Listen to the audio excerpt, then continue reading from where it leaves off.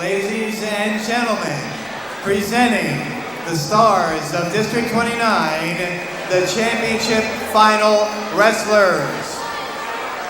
At 103 pounds, a freshman, the #1 seed with a record of 18 wins and 3 losses from West Deptford High School, Kyle Mancuso. His opponent, a freshman who is the #2 seed, has a record of 16 wins and 9 losses from Kingsway High School, Lou Tirado.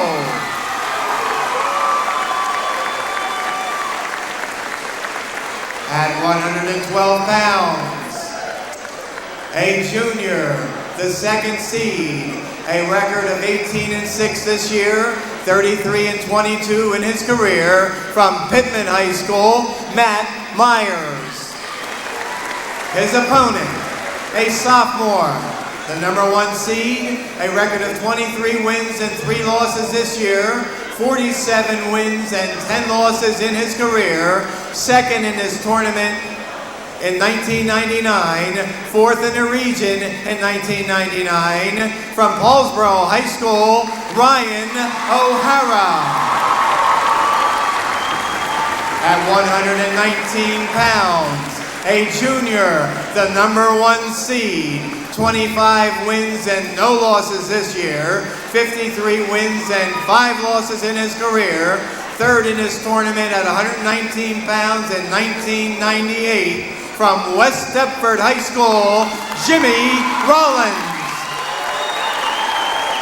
His opponent, the #2 seed, a senior with a record of 23-2 this year, 66-33 in his career, 1st in District 29 at 103 pounds last year, 2nd in Region 8 from Gateway High School, P.J. Ryan.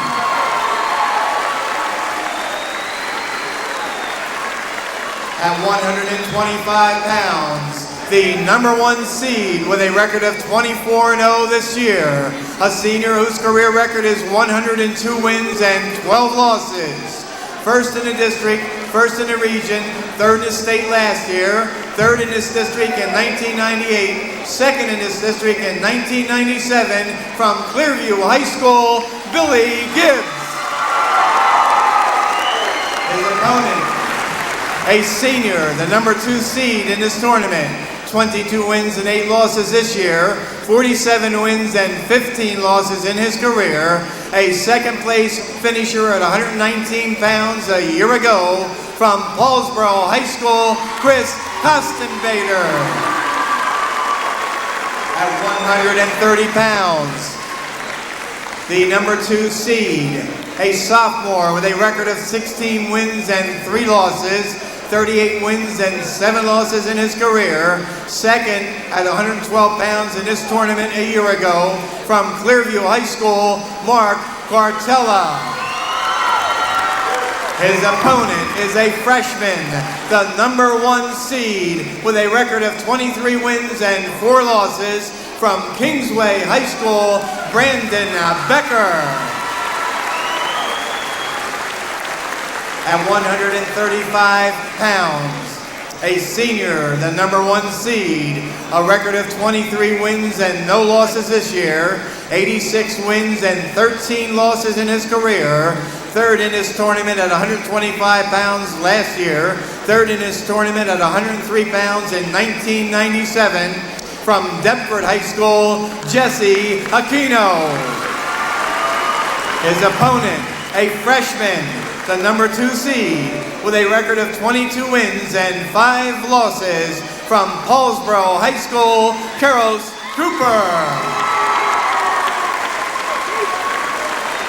At 140 pounds, a senior, the #3 seed, with a record of 24 wins and 1 loss this year, 85 wins and 18 losses in his career, 3rd in his tournament at 135 pounds last year, 4th in his tournament at 112 pounds in 1997, from Deptford High School, Jimmer Donapel. His opponent is a freshman, the number 4 seed, a record of 21 wins and 6 losses this year, from Kingsway High School, Jared Vallejo.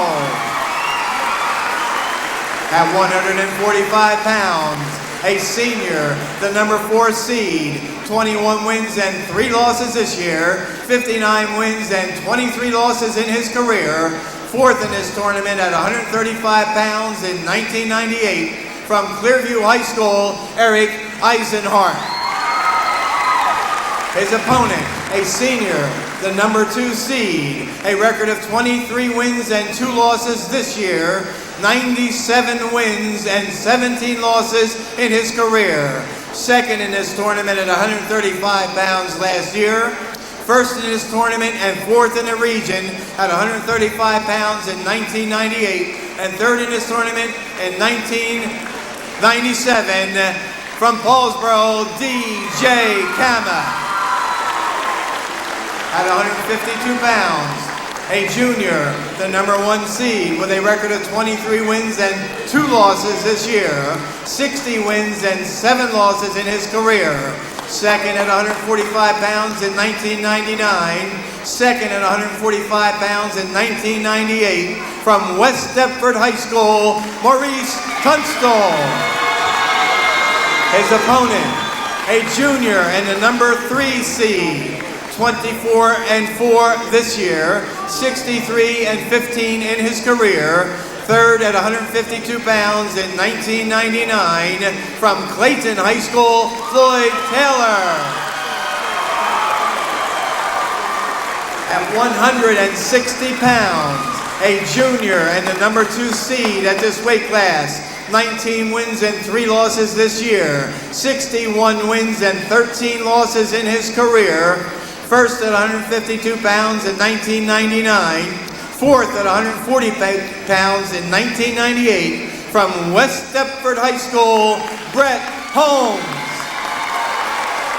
His opponent, a freshman, the number 1 seed, with a record of 23 wins and 5 losses, from Paulsboro High School, Isaac Redmond. At 171 pounds, a senior and the number 1 seed with a record of 20 wins and no losses. He has a career record of 59 wins and 15 losses. 3rd in this district at 171 pounds a year ago, 2nd in Region 8 a year ago. 4th in this district at 152 pounds in 1998, from Clayton High School, Dustin Burke. His opponent, a sophomore, the number 2 seed, 24 wins and 3 losses this year, 43 wins and 9 losses in his career, 3rd at 140 pounds a year ago, from Paulsboro High School, James Funk. At 189 pounds, a sophomore, the number 2 seed in this weight class, a record of 22 wins and 2 losses this year, 39 wins and 9 losses in his career, 4th in this tournament at 171 pounds a year ago, from Deptford High School, Alexis Aquino. His opponent, a sophomore, the number 1 seed, 26 wins and 1 loss this year, 45 wins, 11 losses in his 2 years.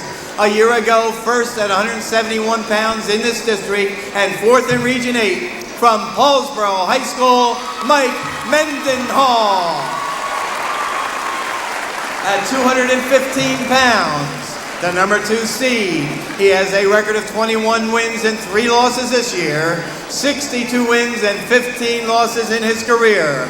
2nd in this tournament at 215 pounds last year, 4th in this tournament at 215 pounds in 1998, from Clearview High School, Matt Friel. His opponent, a senior, the number 1 seed, with a record of 29 wins and no losses this year, 119 wins, 11 losses in his career.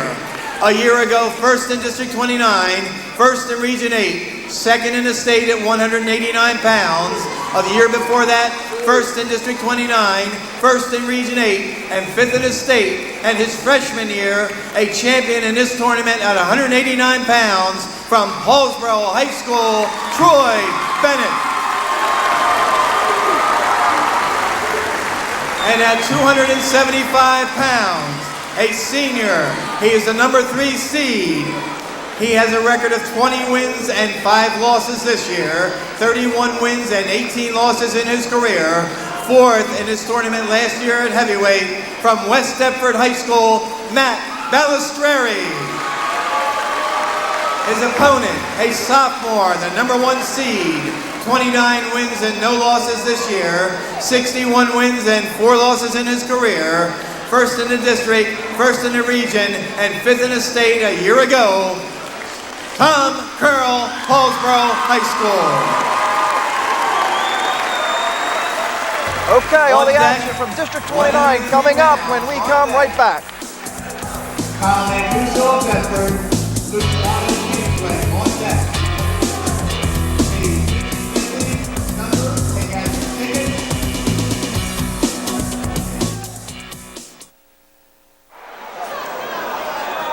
And we're back at Gloucester County College for the finals of District 29, John Mondelli and Nick Mitcho, and we're at 103 pounds. A couple pretty good freshmen. Kyle Mancuso of West Deptford, he comes in at 18-3. Lou Torado from Kingsway, 16-9. And Nick, obviously, a lot of times you'll see a lot of freshmen at 103, the lighter weights, but these are 2 pretty good ones. Yeah, Mancuso advanced to the finals tonight with a pin over Vince Lipsey from Deptford in 3 minutes and 59 seconds. And Lou Torado advanced with a major decision over Thomas from Pittman, 17-6. 2 real good freshmen here. I think both coaches and schools are looking for these 2 to advance farther into the regional tournament coming up in the future this coming week. Well, of course, along with the 3rd place winner in this weight class, Chris Thomas from Pittman. Both of these wrestlers started out the year wrestling a lot at 112. Matter of fact, I think Mancuso wrestled at 103 when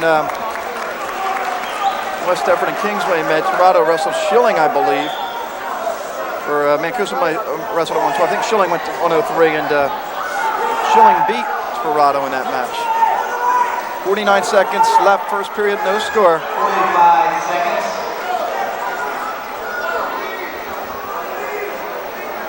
Right now, both wrestlers just kind of feeling each other out a little bit as you see Torado working that front headlock. 30 seconds. Right now, both of these wrestlers know that they're going on into the regional tournament, but what happens here is if they win the championship in the District 29, they automatically get seeded at the Region 8 tournament. So this match is important as far as the seed goes in the region. So a lot of nerves set in the beginning of the match, you know, especially these 2 kids, their first time in a district final. There's a takedown for Mancuso in the final 10 seconds. Big takedown has Torado in a little bit of trouble, but we'll end the first period 2-0. Kyle Mancuso. Real nice spin behind there by Mancuso to pick up the 2 points late in the period. You hate to give up any points that late in the period, but Mancuso did a real nice job of spinning behind Torado there. As Torado, as you see, going to take the down position starting the 2nd period. Mancuso won the toss deferred. Of course, Torado's father, Lou Torado, a pretty good wrestler in his day at Kingsway. He's been a district champion before and a region champion. Here's the escape 2-1 for Mancuso. Lou Torado, of course, coached by Jesse Castro at Kingsway, and Mancuso coached by Ralph Ross Jr. at West Deptford. Torado's in, and he's trying to switch it to a double and wasn't able to finish it. Mancuso did a real nice job of defending that as they go out of bounds. Back in the center, here we see Ralph Ross and Joey Lamaffa, who had a great career at Highland. Lamaffa works with a lot of the lighter weights for West Deptford, and one of those lighter weights, Dave Schilling, who was a number 2 seed at 112. We won't be seeing. He was injured in the South Jersey Group 3 final against Oak Crest, suffered, I think, a concussion. and was not able to wrestle in this tournament. A tough break for him and a tough break for West Deptford. Well, West Deptford does have 5 in the finals tonight. It's a very good showing for Coach Ralph Ross Jr. He had 3 in the consolations earlier. And they're in a battle right now for the team second place in this tournament. Obviously, Paulsboro has wrapped up the championship with 9 in the finals, but right now, a lot of pride goes into this, especially with West Deptford placing real high in the state and winning the state championship. They'd like to at least take a second behind Paulsboro, knowing that Paulsboro is the #1 team in New Jersey. Still neutral, 25 seconds left. And 4 of the 5 wrestlers that West Deptford advanced will all be back next year. I think all except for Balstreri, the heavyweight, Mancuso, Rollins, Holmes, Tunstall, and Schilling, who's out. They'll all be back next year, so should be another good year for West Deptford. And I know Sterling will have another strong team. And like Paulsboro only loses 3 seniors, and they were the #1 team in the state 2 years in a row. So Claudio Conference, what a tough conference. I mean, in the South Jersey sectionals, they had 3 #1 seeds. Sterling was the #1 seed in Group 1. I mean, Group 2. Paulsboro #1 seed in Group 1. And West Deptford the #1 seed in Group 3. 2-1 lead for Mancuso as we head into the 3rd period. There's Brian Farnham. He was on the other side of the bench last year, the West Deptford head coach, along with Jesse Castro. Brian Farnham, a former Haddon Township state champion. I think Kevin was the state champ. His brother, I might be wrong. You know there, what? I believe it was Kevin. You may be right, John. That's the reason I'm here. 3-1 lead. I have been known to make a mistake. Hey, not too often. Not too often. Once in a while, I do though. 3-1 lead. Tirado needs a takedown. He's got to spin around. And there's Tirado there with 1 minute and 28 seconds left. He does need a takedown here. He's down 3-1.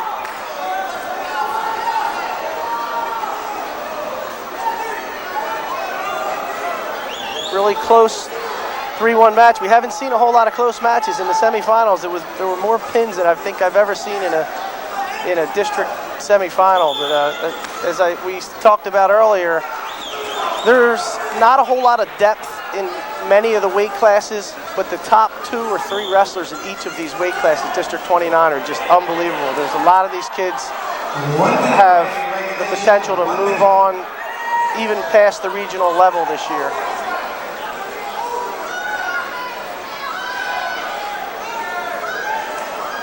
Yeah, Nick, the further you go along in the tournament, districts, into the the finals, and then once you get into like the late rounds and regions in the states, there's not many pins. Because obviously the competition gets a lot tougher. I mean, you're a guy that's been there before, wrestled in the district final, 3 times? Yes, I did wrestle in the district finals 3 times. In fact, I lost to Nick Berchichelli my sophomore year and Joe Duca my junior year. Big takedown for Mancuso, 5-1. Big takedown with 25 seconds left. Finally ended up winning it my senior year. But what happens a lot of times, you get cautious wrestlers, sometimes you get too cautious, and sometimes you have wrestlers just come out and open up, and that's what the fans want to see, the guys that come out and really open up and give it everything they have. Mancuso with a 5-2 lead, and he's going to win his first district title as he holds on, defeating Lou Tirado. Both wrestlers advanced to Absegami, however. But the winner of District 29 at 103 pounds, Kyle Mancuso of West Deptford. He raises his record to 19-3. As you see the good sportsmanship there by Tirado, going over to shake the West Deptford coach's hands, and there's going to be some bright futures ahead for those 2 young wrestlers there. We move to 112. Matt Myers of Pittman coming in 18-6 against Ryan O'Hara from Paulsboro. Well, Myers made it to the finals here with a pin over Weber from Clearview, and O'Hara had a bye into the semifinals and had a pin with 2 minutes and 47 seconds over Koss from Clayton. And Ryan O'Hara, ever since Paulsboro's come back from Deep Creek, Nick, he's undefeated. Hasn't lost a dual meet, and he's up 2-0 already. And probably his most impressive match of the year was the Phillipsburg match where he avenged a 4-0 loss to Chris Mecca of Phillipsburg by beating him 17-0, and now he has Myers in a lot of trouble. He has Myers locked up in a cradle. Myers was able to break loose, but O'Hara's still going to get the 3 points for the back. O'Hara, runner-up last year, he lost to P.J. Ryan from Gateway 5-3 last year. As you see, Paul Marina has 301 career wins and only 7 losses. Not bad. I think if you were head coach at Woodbury, that was close to your record, wasn't it? Yeah, I think what did Paul have? 304, 301? Yeah. I think I was like 290. I think it was 299.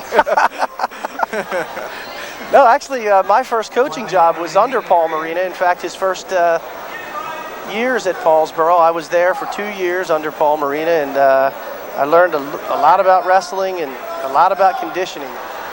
One thing you hardly ever see is a Paulsboro wrestler out of shape in the third period, and I think everybody knows that.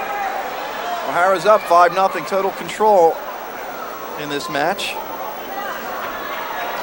I don't know how Paul's done it for so long. It's not an easy job, I tell you that. 30 seconds. And he's a great coach, and the kids love him. Here you see O'Hara again, trying for back points, nothing yet. Now, of course, Nick, wrestling at Glassboro, you were involved in a lot of those great Paulsboro, Glassboro matches where a lot of times Glassboro was the second best team in the state at Group 1 but could never get out of their section. Many times back in 1980, that was one of the better teams that Paulsboro ever had with Joe Duca and Timmy Suter, some great Hinman, and wow, you can go on and on, but they had a super team that year in 1980, and they beat us 38-18, and like you said, they went on and won the state championship that year also. 2-1 period, Ryan O'Hara up 5-0, 47-10 in his career, just a sophomore. Finished third in the Caldwell tournament, fourth in Deep Creek, but has not lost since those Christmas tournaments. He is strong on top, strong on his feet. He'll start period number 2 on the bottom. Did not wrestle the last few matches in the state Group 1 tournament because of a bad back, so he's had a chance to sit out and rest, and I'm sure he didn't mind the extra day off yesterday getting that bye as he tries to get out. Meanwhile, Myers, we mentioned him, 18-6, just a junior. 33-22 in his career, finished third in the Wolverine tournament. I like his hobbies. Darts. Oh no, that's his strengths. Interest in golf. Yeah, that's everybody's favorite. I'm sure he makes that walk over to the Pittman Golf Course once in a while then if he likes golf. O'Hara does a real nice job of standing up, but Myers brings him back down to the mat. There's O'Hara with the reverse, 7-0.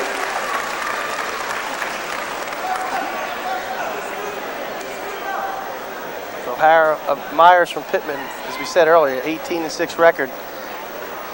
Not too shabby. And O'Hara's really handling him right now, and he's getting a couple more back points. O'Hara, as you said, John, he's one of the best, I think, right now, could be one of the best in the state. 12's a tough weight class, though. You got, I think, Terrence Clendenin, who's returning state champ from Toms River, and you got Bobby Stinson, who finished second in the state. I think lost to Clendenin. I'm not even sure. I'm not sure about that, but I think he did. And he's from Camden Catholic. He's at that weight class, so it's a tough weight class. 1 minute. He'll have his hands full, that's for sure. But the way he's wrestling right now, he's on a roll. Pittman advanced one wrestler into the finals tonight, and this is him. They He's also in trouble again. We're going to get more back points. That's the Merkel move that sometimes you expose your back there. You expose your back, and he better watch his back right there as Joe Henry was watching O'Hara's back. 30 seconds. And O'Hara's got Myers in big trouble here with the half Nelson. He's got 30 seconds to finish it. I was going to say, he might be working towards a tech fall with 22 seconds left. And yeah, Terrence Clendenin beat Bobby Stinson last year, 3-2. Final seconds of that 103 match, and they were both moved up to 112. So 112 is a tough weight class. And there's a tough wrestler at Washington Township. Is it Smith? Oh, a 112-pounder, I believe. O'Hara may see him in the finals of the regions. 13-0 after 2. Ryan O'Hara. Ryan O'Hara, Paulsboro 13, Matt Myers of Pittman 0. Matt Myers, coached by Wayne Rochelle. Also in that corner over there is Jack Hill, former Woodbury coach. 133 pounds. O'Hara gets the takedown, and this match will be over. Unless he gets Myers on his back, then they'll continue until the move's broken. Myers just trying to hold on. There's the takedown, we'll see. O'Hara's going to work for the pin. Looks like Myers will go out, but O'Hara's going to try and drag him back in now. He gives up. Just takes the tech fall. 15-0 win for Ryan O'Hara. We'll take a break. Come back at 119. 103 pound place winner. Please come forward for your medal presentation. 103 pounds. Back at Gloucester County College, the 119-pound final. Jim Rollins from West Deptford, 25-0. PJ Ryan, a champ at 103 last year. He's from Gateway, and he's 23-2. And faced Rollins earlier in the year in a dual meet. Rollins beat him 11-2. Rollins likes that headlock. He's right in on the bear hug. Gets the 2 points for the takedown. Rollins comes out aggressive and scores first. Rollins, the #1 seed in this weight class. PJ Ryan, the #2 seed. The third place wrestler in this weight class was John Smith from Clayton. Get a chance to see PJ's dad, one of the assistants, along with Greg Bauer, the head coach. I think Greg used to be a Lenape. 125 pounds. Billy Gibbs of Clearview, Wisconsin, Vader, Paulsboro. Rollins, 53-5 in his career, was 18-5 as a freshman, finished third in the districts at 119. Last year was 10-0, he got sick, so he didn't wrestle a whole lot. This year, as we said, 25-0. Here's the escape, 2-1 lead for Rollins. PJ Ryan in the blue singlet there, he advanced to the finals with a win over Smith from Clayton. A pin, and he's going to get a takedown there, and he's going to go up 3-2. Rollins said he's strong in a neutral position. He shows us there with the takedown in the lead. Trying to hold on. Control still for Ryan. Look, Jimmy Rollins from West Deptford, the #1 seed, advanced with a pin over Rastelli from Paulsboro, and also with a pin in the semifinals over Alston from Pittman. Both pins, John, in 1 minute and 5 seconds. Something to that. It won't be 1:05 today. However, we have a reversal. And now we have another one. Boy, the points are coming hot and heavy. Another reversal. Ryan's able to hold on. It looks like Rollins is going to get out, and he does. He gets another reversal. I think he had about 3 reversals in about 20 seconds. 6-5. Jim Rollins with the lead. Rollins working a spiral ride now. Doesn't want to give up any points with just 18 seconds left on the clock. 15 seconds. He's working a claw ride.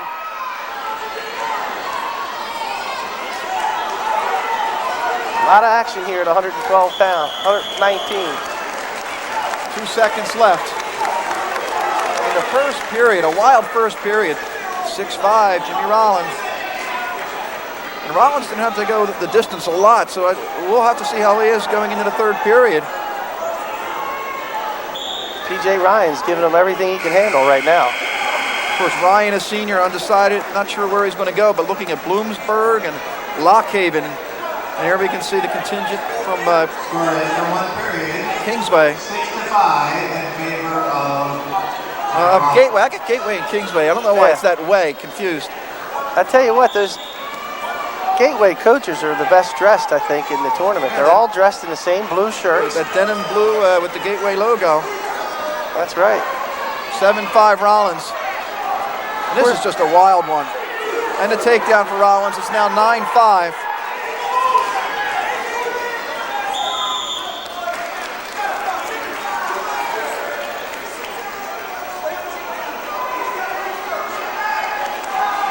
Rollins already has beat Chris Rosano of Highland, who was 5th in the state. Tom Dorenzo from Ocean Township, who was 7th in the state.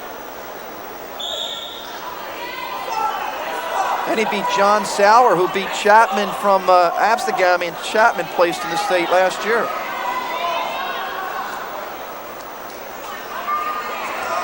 course, you know Gateway and Woodbury have teamed up. Woodbury goes over the Gateway and wrestles with them, and they advanced. This is their only wrestler in the finals. They also had a wrestler in the consolation finals. There's a point awarded. I didn't see what that was for. I don't know if you did, Nick. Rollins gets it 10-5. Technical violation, I assume. I think it may have been for a grabbing of a headgear. And there's Coach. You see Ralph Ross Jr. arguing out. No, his wrestler looked like he got the point. We'll see what happens.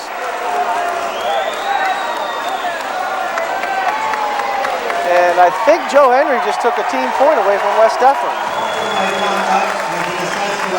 He may have just taken a team point for Ross questioning. Or maybe it was something that Ross said, and he's still saying it. He's got to be the most animated coach out here tonight. He might need his tennis ball. Earlier today, he told me he carries a tennis ball to relieve the stress. He's working it too tonight. He was working. Yeah, somebody better throw him a tennis ball, or he's going to lose another point. He might have it already. He might have it on him. I wouldn't be surprised to see him pull it out.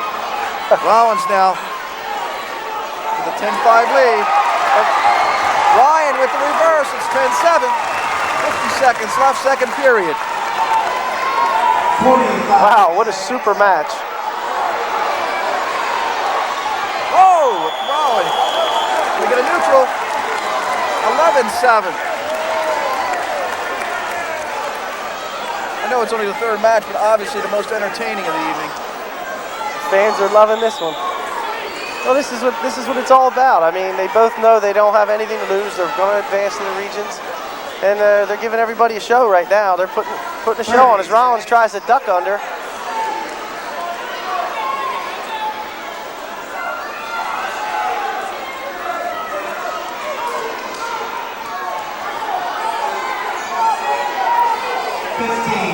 Seconds left in the second period. Rollins says to get the takedown. I think Ryan fought it off. 1 point red. 11-8. Here comes Ralph Ross again.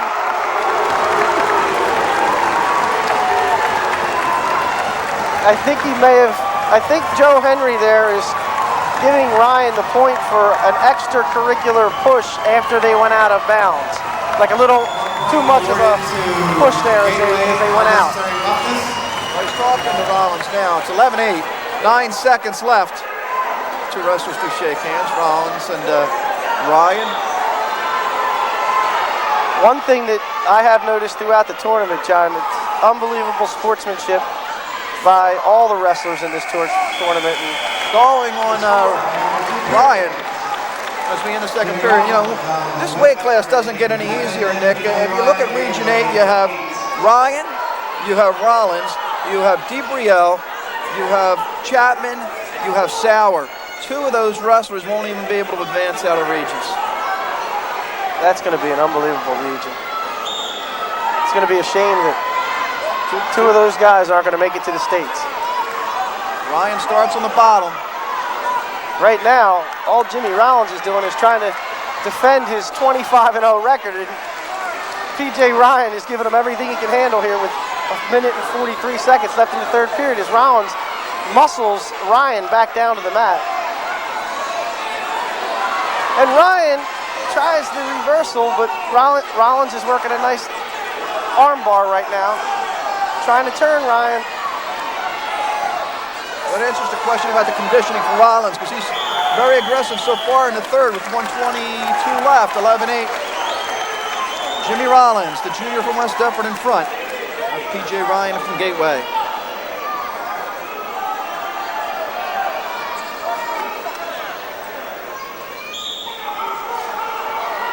Well, if PJ Ryan's going to do it, he has 1 minute and 15 seconds to make it happen here. He's going to have to score some points in a hurry.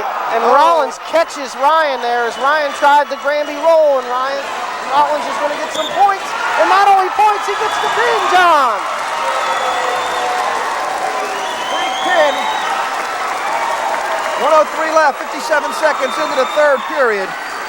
Jimmy Rollins wins the district title. And I'll tell you what a terrific match it was up to that point. I was just going to say, Rollins' strength is on top. They showed us he can go into the third period. Very strong. Boy, a lot of credit there to P.J. Ryan. He gave Rollins everything he can handle right up to the last minute. Rollins caught him there and took advantage of it. You make a mistake against a good wrestler that's 25-0, a lot of times they make you pay for it. Of course, now we get to see one of the top wrestlers in the state of New Jersey, and Billy Gibbs. We're going to have they're having the award ceremony right now for 112, but Billy Gibbs and Chris Costenbader coming up. As we see Billy Gibbs, third in the state last year. He defeated Costenbader in a dual meet early in the year, 16-6. Well, this is the time of year right now where the wrestlers know that it's time to turn it on, turn it up a notch, and they're all trying to get to the same goal. A lot of them, especially Billy Gibbs, as you said, trying to be a state champ this year. He took a third last year in the state. 102 career wins, 12 losses, 21-8 as a freshman, 25-3 as a sophomore. Last year, 32-1. And it takes a lot of dedication. You see a wrestler like Billy Gibbs, and you think it's easy. It's not an easy thing to do. These guys wrestle year-round. They train year-round. They lift weights. They're running all the time. I mean, it's a very demanding sport. 24-0 this year. Costenbader, 22-8 this year. 47-15 for his career. And Gibbs is a pinner. In this tournament, he has a pin over Bennett from West Defford in 3:23. He also has a pin over Barber from Kingsway in 1 minute and 7 seconds. I was talking to Billy Gibbs earlier in the year, asking about college. He's undecided as of yet, but I know he likes Northern Iowa. I talked to him about that, and he has Costenbader in a little bit of trouble. Early takedown. Looked like he was going for that 5-point move to begin with. Found out he couldn't get it, just gets to 2. Tried a 3/4 Nelson, was able to spin behind and get the 2 points for the takedown. And right now he's working a power half. Costenbader on the bottom there. Costenbader has a 22-8 record. He advanced to the finals with a win over Shepherd from Clayton. 1 minute remaining in the period. You know, Nick, that's Costenbader in a little bit of trouble again. I would say a lot of trouble. Costenbader is trying to bridge out of it. Gives us plenty of time. 50 seconds left. He'll get at least 3 back points. 45. And has a 5-0 lead. And we gave the coaches some sheets to fill out, questionnaires on all the wrestlers, and John Marinelli put for weak strengths. For Billy Gibbs, he didn't put anything about strengths, he just put weaknesses, none. So obviously strong in all aspects of wrestling. And he has a 5-0 lead. 30 seconds. Likes riding the dirt bike and drag racing, yeah. He's a pretty good kid too. I had him, John, in the elementary grades at Center City School in Manswood Township. Very nice, well-mannered gentleman.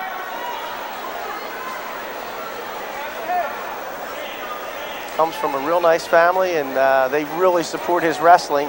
They travel all over the place with him as he tries to advance and attain his goal as a state champion. And that's what his goal is, to be a state champion. Costenbader will defer. He trails 5-0. Costenbader, the number 2 seed in this weight class. Nicknamed the Foxhole. Nicky Marina filled that out, one of the assistants, but there you see Dean Duca and Paul Marina. I guess they just, pick out of a hat who gets to go in the corner. I'm not sure how they do that.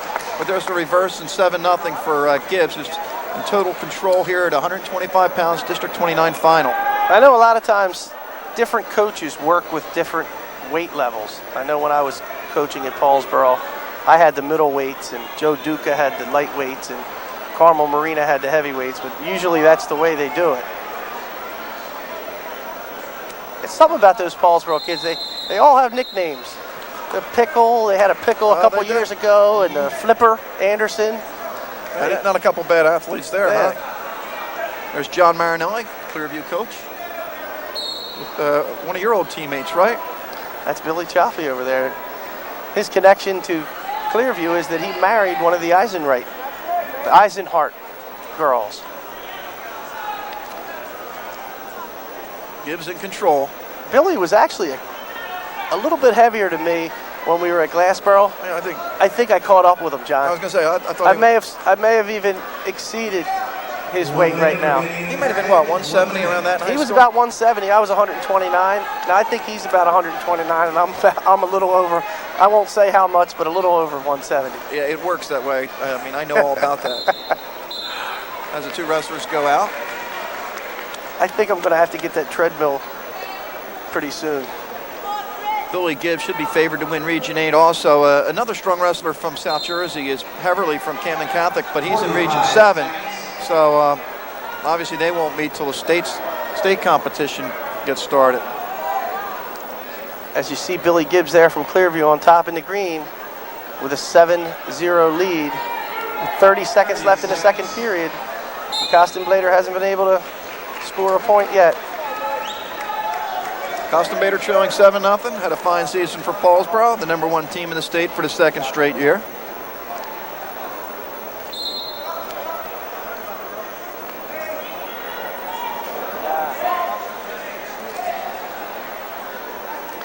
I hope I'm pronouncing that name right, Mr. Costin Bader. Costin Bader. Because, you know, I was warned by Mrs. Vogeting earlier to pronounce all the Paulsboro wrestlers' names properly. Well, your phone will either ring. Your phone will ring either Sunday night or Tuesday night, one of those nights whenever she has a chance to watch this. She told me to dress nice, speak well, and pronounce the Paulsboro wrestlers' names right. Oh, you did dress nice. We're going to end 2 periods. Billy Gibbs with a 7-0 lead over Chris Costin Bader of Paulsboro. A couple seniors wrestling right here. Well, those Paulsboro people, when I was coaching there, they were really, truly special people. They were very nice to me when I was there, and they still remember me. And my buddy John Rostelli always gives me the Paulsboro bracket sheets, and Mr. Fredericks has been super.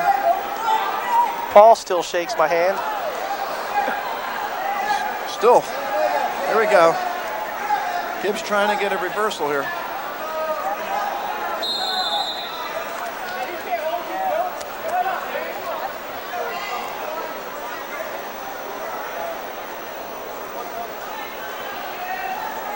.139 left, 7-0. A lot more subdued since after that 119 match. A lot of noise at 119. Billy Gibbs putting on a clinic here, though, up 7-0. Total control. And looks like he's going to get 1, possibly 2 here. If he'll spin around, he'll give him the 2. He's trying that 3/4 Nelson again as he spins around again and gets the 2 points. Very methodical. See, escape for Costin Bader. It's now 9-1. We'll get to see Gibbs work on his feet now.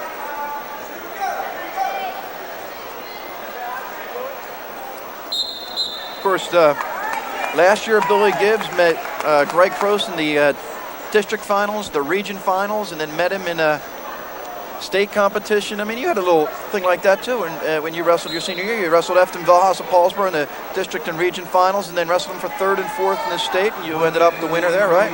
That's one of the toughest things to do, is to face the same kid week after week after week, because you just get to know exactly what the other person's going to do and when they're going to shoot. Did you wrestle him in a dual meet that year too, or did you meet him there? Or no, actually I wrestled him in the Group 1 finals, and he beat me. And then I wrestled him again in the district finals, where I won, and then I won again in the region finals, and we met again for the state 3rd and 4th. There you go. And I won that match, but it was always close. Efton Valhas was a super wrestler. He was very strong upper body, and real nice kid. Always a good match. It was great to wrestle against him and be associated with this district, which is such a fine district. As we know, Steve Anashevsky's done a super job running this district, along with Coach Fredericks as their co-directors. 11-1 now Gibbs with the takedown. He's in total control with 22 seconds left.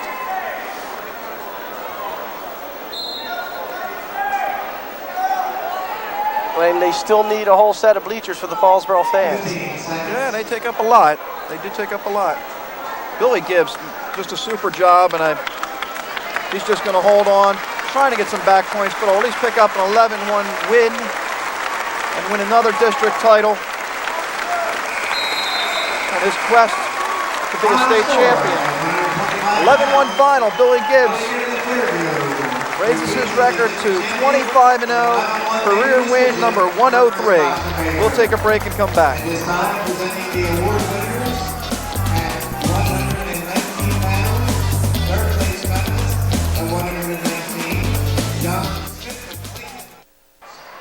from Kingsway High School, Brandon Becker.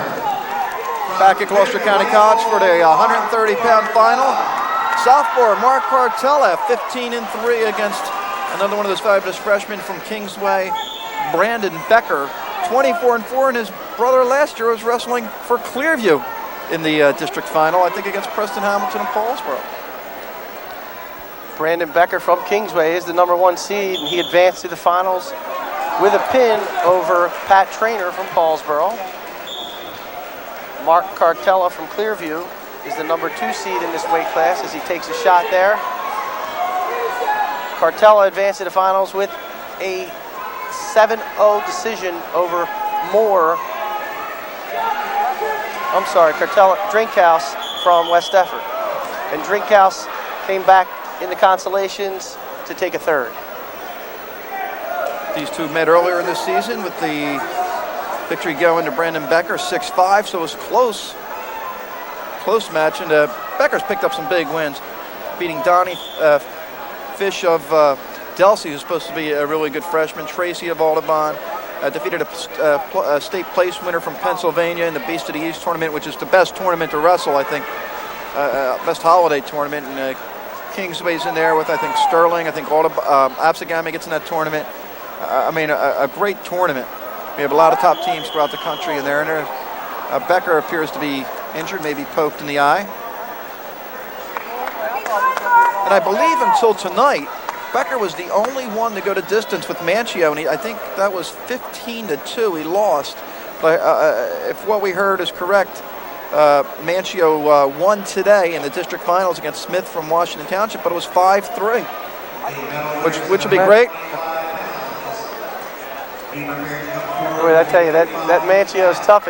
Smith is another up-and-coming wrestler over there from Washington Township, and he gave Manchio all he can handle there. And it's going to be another great weight class at the regions.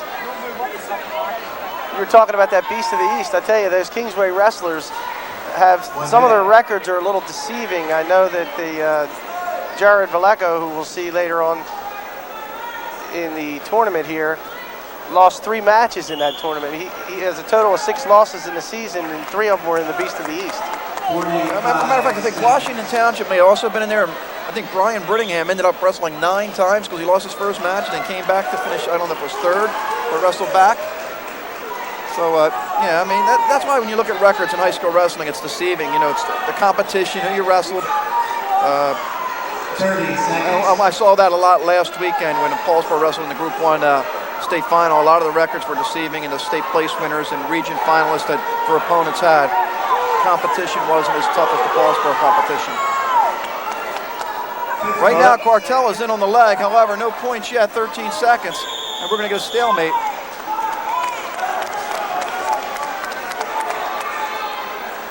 There's Jesse Castro and Narcissi. Narcissi used to wrestle with West Deptford. Won a region title a couple of years ago. Looks like we're going to end the first period in a deadlock, 0-0. There's John Marinelli on the left, Bill Chiaffi, your former teammate, on the right. Sporting the old goatee there. There's Billy, and works with his dad with the Bill Chiaffi Concrete Company.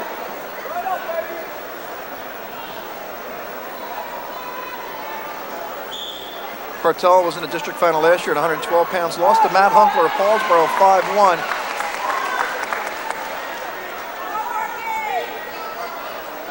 3-point escape, 1-0. Becker trying to get a takedown though. Push the head down and try and spin around. Becker's got the front headlock, and he's trying to step around. He's able to hook the leg, and he gets the 2 points. Once you hook that leg there, most officials will give it to you. As he's working a claw tilt on the top, Becker is, and he's really working for the pin, trying to turn Cartella over.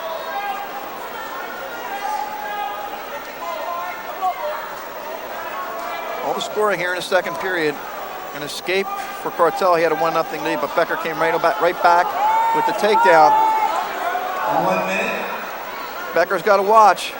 He's got to work for the pin. Cartella on the bottom. And Cartella's got to do something on the bottom, and there's the stall. I ain't get it out of my mouth that quick, and he was hit. That shows you how strong Becker is. I had a chance to see Becker and Vallejo in a dual meet before Christmas against Deptford, and when those two kids came out on the mat, it looked like they were seniors. I never saw so much composure from freshmen.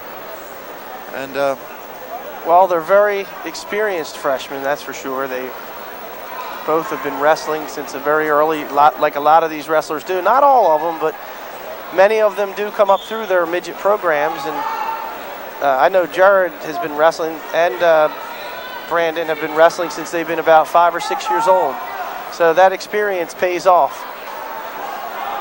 30 seconds.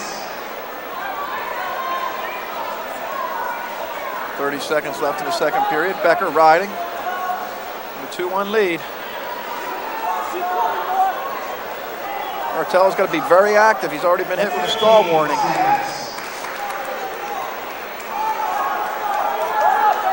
Looks like we're going to have an exciting third period here. It's a close match, a 1-point match with 15 seconds left in the second period. Becker doesn't want to give anything up here. Cartella would like an escape. Caution on Becker.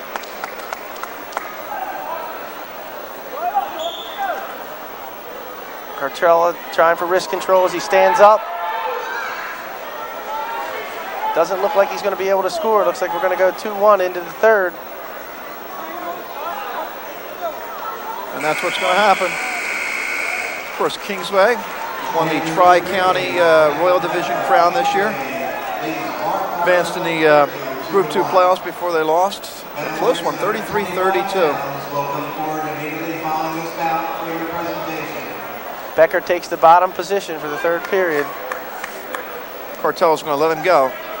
Try and take him down. Cartella gives the freestyle start. And that's exactly what he does.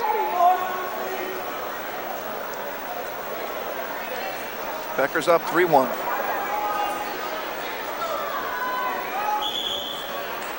We'll go back to the center. A couple young wrestlers, a freshman and a sophomore. Cartella tries a real quick low single there. Brandon Becker did a great job of sprawling and hooking up with that front headlock, and he's trying to spin behind. Doesn't want to force anything here. He's up 3-1. Becker would love to have a takedown here and force an overtime.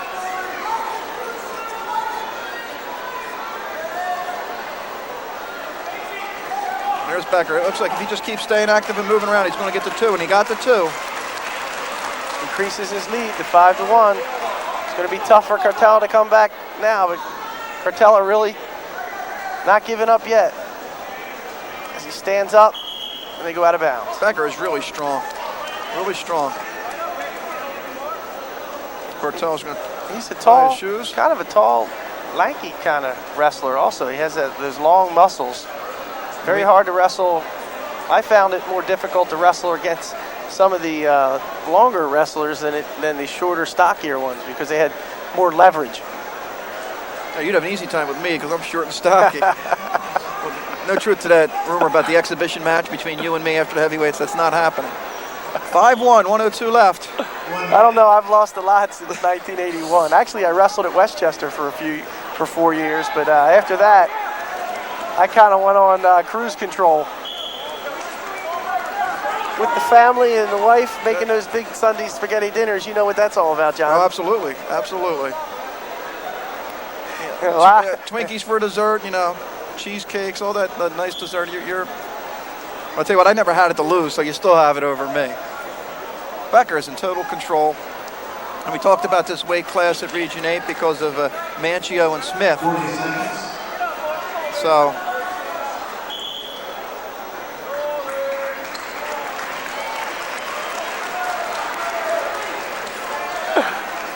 I'll tell you what, Cartella may make some noise in that Region 8 tournament. He's doing a very admirable job against Becker here, who's the #1 seed in this weight class. Cartella's father, I think, is a teacher at Delsea High School.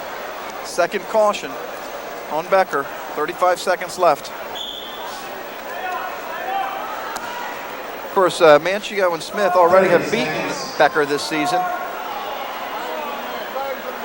So, and I think as a freshman, I mean, if Becker could come out with a third place in regions, that's pretty good. But there's some other good competition there also. But it's a stall, no stall.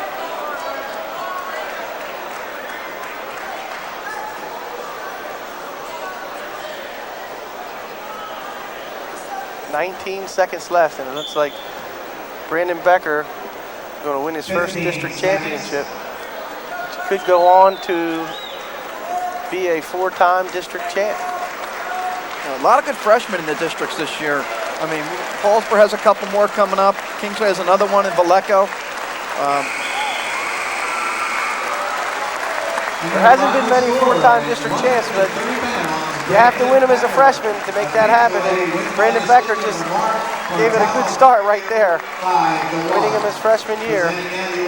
We'll take a break, come back with 1:35 after this timeout.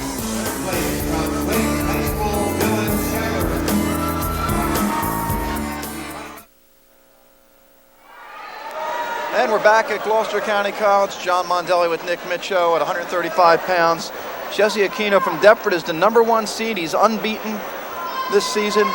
He's going up against the #2 seed, Karis Cooper of Paulsboro. Cooper 22-5. He's another one of the freshmen we talked about. Trying to follow in the footsteps of his brothers, Seneca and Jared, who are district champs. So he's trying to be the third Cooper to win a district title. But Aquino, undefeated this season, and his brother, we'll see a little bit later, I think at 189, Alexis. He'll be wrestling Mike Mendenhall of Paulsboro. Aquino 86-13, so a nice career for him. Third in the districts as a freshman, third in the districts at 125 as a junior. And Cooper, who always starts out strong with the takedown early, and he has a 2-0 lead. Cooper right in on the double leg. Kind of caught Aquino by surprise there and was able to finish it and get the 2 points. Say, #1 seed, Jesse Aquino, down 2-0 right now. Aquino advanced to the finals with a 6-2 decision over Greg Ross from Kingsway. And the #2 seed, Cooper from Paulsboro, advanced to the finals with a 6-2 decision over Callahan from Clayton. Of course, Cooper early this year in Paulsboro was in a Caldwell tournament, beat Chris DeMeo of Randolph, who was a 2-time Region 1 champ. He was beating him 6-2 at the time when they ended the match for an injury default. So Cooper has some big wins, finished first in Caldwell, third in Deep Creek. We mentioned he's 22-5. Well, this is John, where I thought we'd see a lot of our real good matches right in here, right in the middle. 135, 140, 45. Up right through the middle there. We're going to see a lot of good stuff right here coming up. You know, we talk about Aquino. This is a strength of the Deptford's wrestling team this year. Aquino at 135. They have Donapel coming up next at 40. Chris Miller, who put on a courageous effort at 52, was out there wrestling with a bad ankle. And then we see Alexis Aquino a little bit later at 189. And there we see Joe Hollywood, who was a former state champion. Assistant coach Mike McConville sitting next to him. 2-1 lead for Karis Cooper. First period. Mike McConville shows up with a different team every year. He was at Woodbury for a while, then he went to Kingsway, now he's over at Deptford.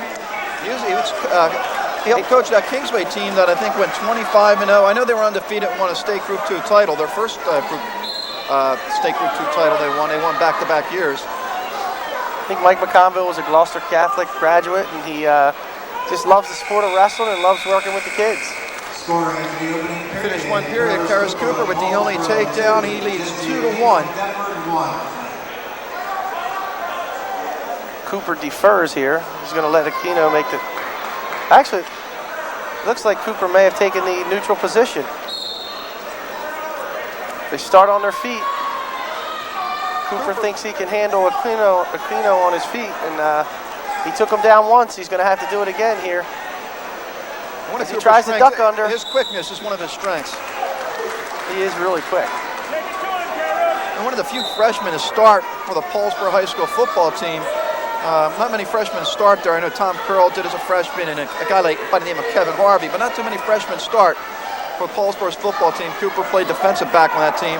Got in a little bit of trouble there. It's a takedown for Aquino. A little sloppy by Cooper, and he trails 3-2. I think Coach Marina thought they were out there, but points were awarded.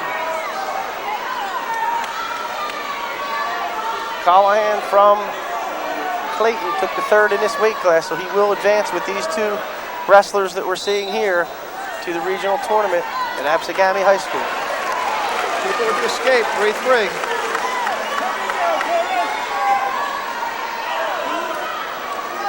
This is where it all starts, John, right here in the districts. Yeah. Last couple times I saw Cooper, he's really strong the first period and a half. I don't know if he let down or what it is, but the other guys just got into the match the last couple times against West Deptford.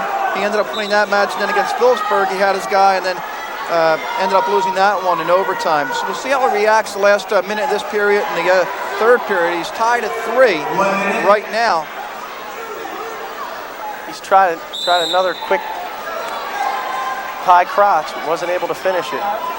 As I was saying earlier, this is where it all starts. We start out with about 300 wrestlers wrestling in the district finals this weekend. Over 320 schools in the state of New Jersey. And after next weekend, they'll be down to about 96 wrestlers after the regional tournament, going into the regional tournament. And then as they move into the state tournament, they get down to the top 24 kids into the weight class, in each weight class. And a number 1, 2, 3, 4, 5, and 6 place winners are awarded. And that'll be done on March 11th.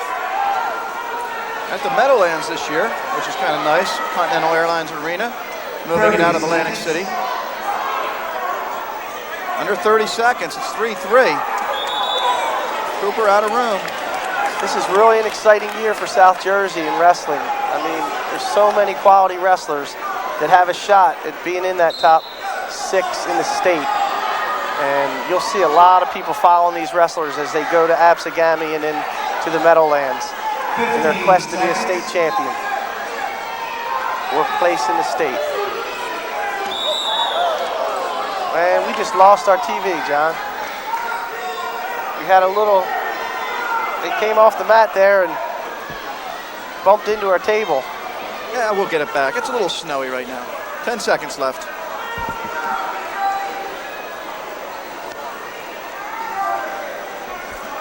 First, you talk about the individuals, how strong it is for South Jersey, but in the team aspect, I mean, out of the 5 state championships awarded this year for teams, Camden Catholic, Paulsboro, West Deptford, all from South Jersey.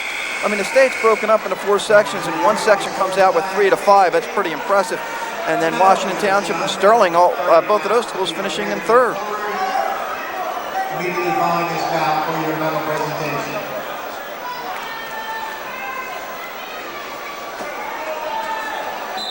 The last report that I got from the Star Ledger, the top teams in the state of New Jersey, Paulsboro, the teams from South Jersey were Paulsboro, ranked number 1. Washington Township was ranked 9. Camden Catholic was ranked 10 in the state. Lenape was ranked 13. Eastern was ranked 14. And Kingsway was ranked 20. Yeah, I know West Deptford moved into there now, and that'll all change the week leading into the state tournament. They'll decide it. And it's almost a certain that Paulsboro being the #1 team in the state. You know, West Deptford's going to be in the top, and, you know, Washington Township's strong. I mean, they gave Hunter and Central all they could handle. Cooper in again, but Cooper needs the takedown. He's trailing 4-3 with 134 left. Wow, what a match here. 135 pounds, and each wrestler giving all 135 pounds of themselves. Aquino may have been poked in the eye.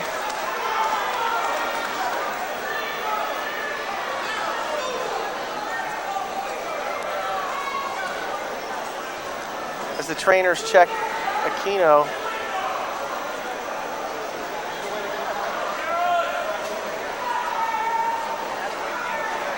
He does have some injury time out here that he can use.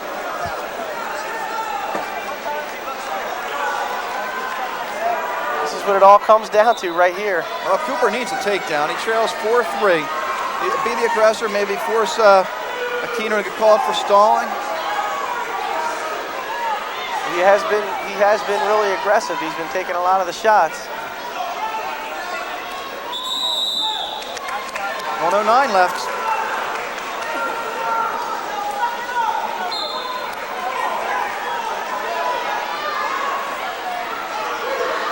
Aquino in on a low single, not able to finish it. Cooper again, really forcing it, really pushing, and if Aquino doesn't watch it, he's going to get hit with stalling.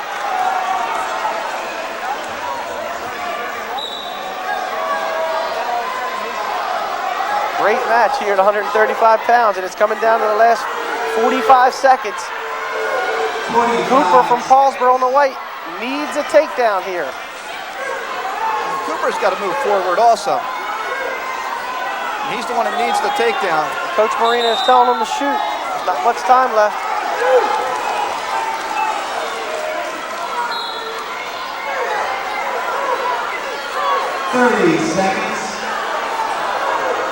Aquino's doing what he has to do. He's not getting hit for stalling, and he's up 4-3. So now he's in on the leg. And he has Cooper in trouble and gets a takedown. Big takedown. Really? Jesse Aquino, 6-3 lead, 18 seconds. 15 seconds away from his first district title and his 87th career win. #1 seed Jesse Aquino will beat the #2 seed Paris Cooper. As he just sits there and looks at the clock, and time runs out. Aquino with the win.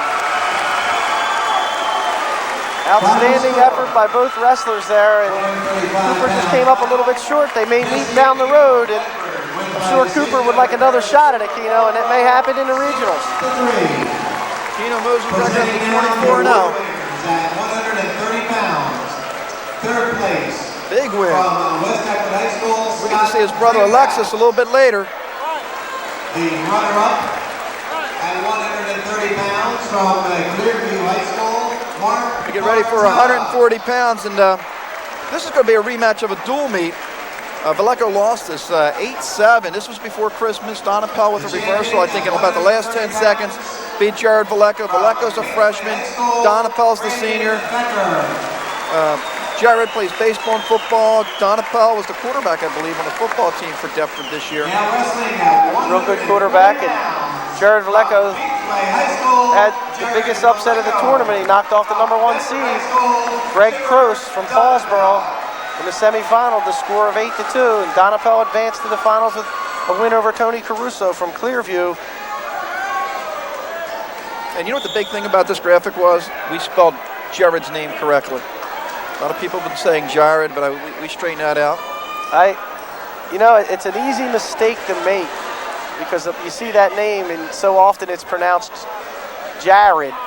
But I probably would be the least likely person to make that mistake because I know the family very well, and I work with his father, Jerry, down at the Gloucester Lumberyard. Just on weekends. I've been doing that for the past about 10 years. Of course, great bloodlines for Jared Vallejo. His dad, Jerry, was a 2-time state champion. And then I think his uncle, John, was he a state champion, I believe? John won states one time. Yes, he did. And his brother, Andy, was an excellent wrestler at Kingsway, I know, was a district champ. And Andy is now at the University of Pittsburgh. Donapel Trying to get the takedown. Flecko holding on to his leg. Nothing yet.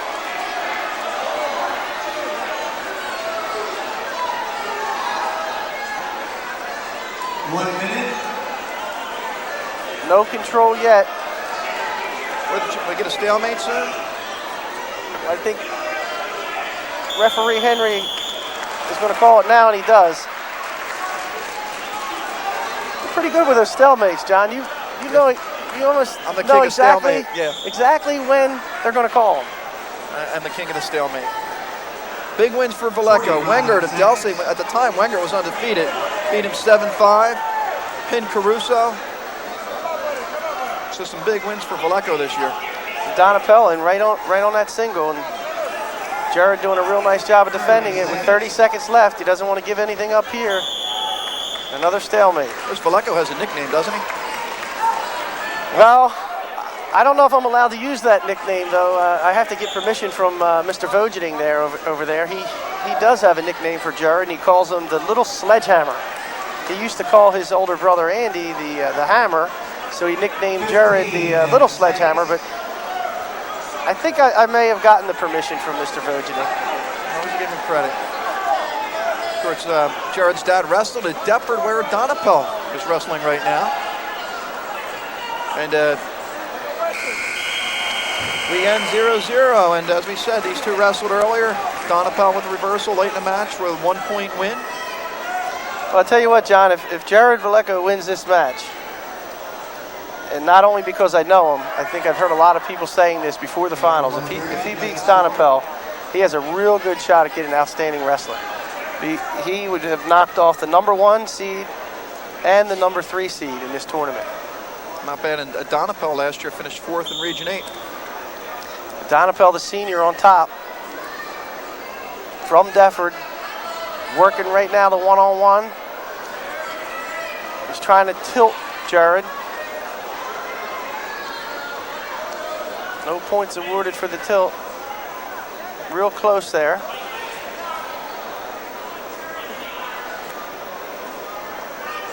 Yeah, Jared's father was a 4-time district champ.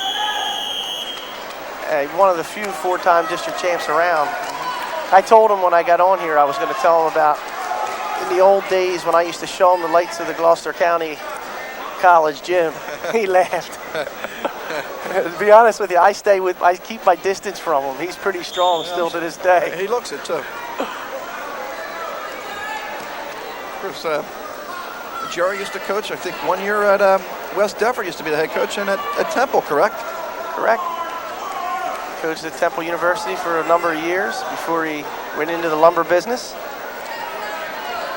See Donapel doing what he's supposed to do on top, trying to work some pinning combinations. As you see, with a minute left, Flecko on the bottom is going to have to score a point here because Donapel is going to be on the bottom most likely in the 3rd period. Good job by Jared just to try and turn and get the leg, but that's the experience of Donapel, the senior. Donapel, again, lifts Flecko and brings him back down to the mat. Donapel trying to work a Hamilton ride, or what they call ball and chain tilt. He almost had a couple points there, but Flecko was able to escape that. With 30 seconds left, Flecko's trying to face Donapel and score a point here. He knows Donapel's going to be on the bottom in the 3rd period. He has his leg hooked, and he's got to keep that leg hooked. And Donapel could have turned him right now. Donapel still in control. And we got the escape with 10, 11 seconds left. That's a big point for Flecko. Real big point. You don't want to go in the 3rd period scoreless, especially with Donapel probably would start on the bottom. Donapel did such a great job of riding Flecko that whole period, and with 11 seconds left, allowed the escape. You know, this match is setting up for overtime. You know that, Nick. Another great match here. We knew it was going to be tight. Big crowd, as you can see, the big crowd here at Gloucester County College. Sitting room only, I guess. Actually standing room only because they're standing behind. And now Flecko. Donapel tries the inside switch. It looks like he's Valleco's did a real nice job of countering that. Again, he tries the inside standing switch. Valleco's still holding on, and it looks like Donapel this time gets the reversal, and he does. I'm surprised they gave him the reversal, no, I would have got it anyway, but I still thought Valleco had control there, but 2-1. Joe Henry is one of the best in the business, so I mean, usually he makes a pretty good call on that. He may have given it a little bit early there, but usually when they trap that leg, they give it. And right now, Jerry Valleco's got to score from the bottom position to take this, at least an escape, to take it into overtime. 1:09 left, no takedowns. Valleco escaped with 11 seconds left in the second period to take the 1-0 lead. Donapel with the reversal early in the third. That's where we are, 2-1. Did a nice job. I was going to say, he did a nice job on top in the second period. And he's got to remember, he's got to stay active, work for some back points, work for some pinning combinations. Don't want to get hit for stalling. And this is where conditioning comes into play also. The third period with less than a minute left here.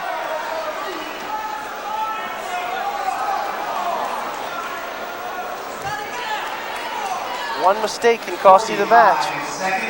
Donapel doing a great job on top and keeping Valleco down, and Valleco has less than 40 seconds to do something and try to win this district.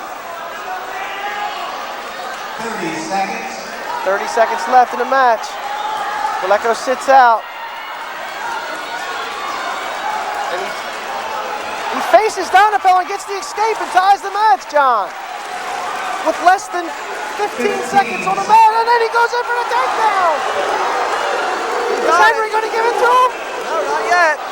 Not yet. No, takedown, 9 seconds left. I think you called that one, John. I think we're going to see overtime here.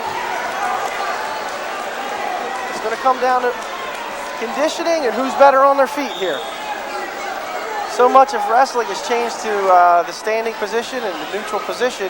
It's going to come down to who's better on their feet. We know right now that Donapel is the stronger wrestler in the top position, but they both haven't really shown a lot in the standing position. They've been very evenly matched in the neutral position. As we start the overtime period, here we go.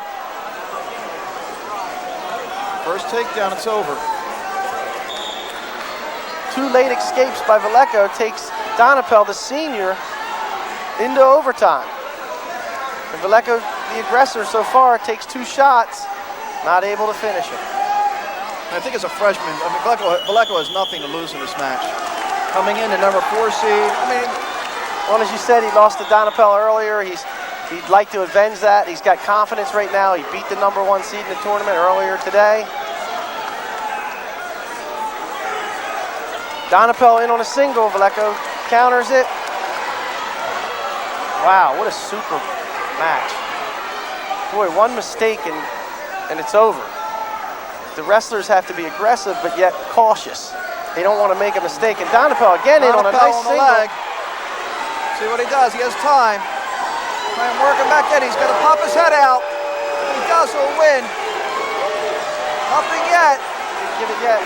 Joe Henry didn't give it yet. Got it. Overtime. What a terrific match. Final score, 42 in overtime at 6 minutes and for Jared Valleco, he does get to advance.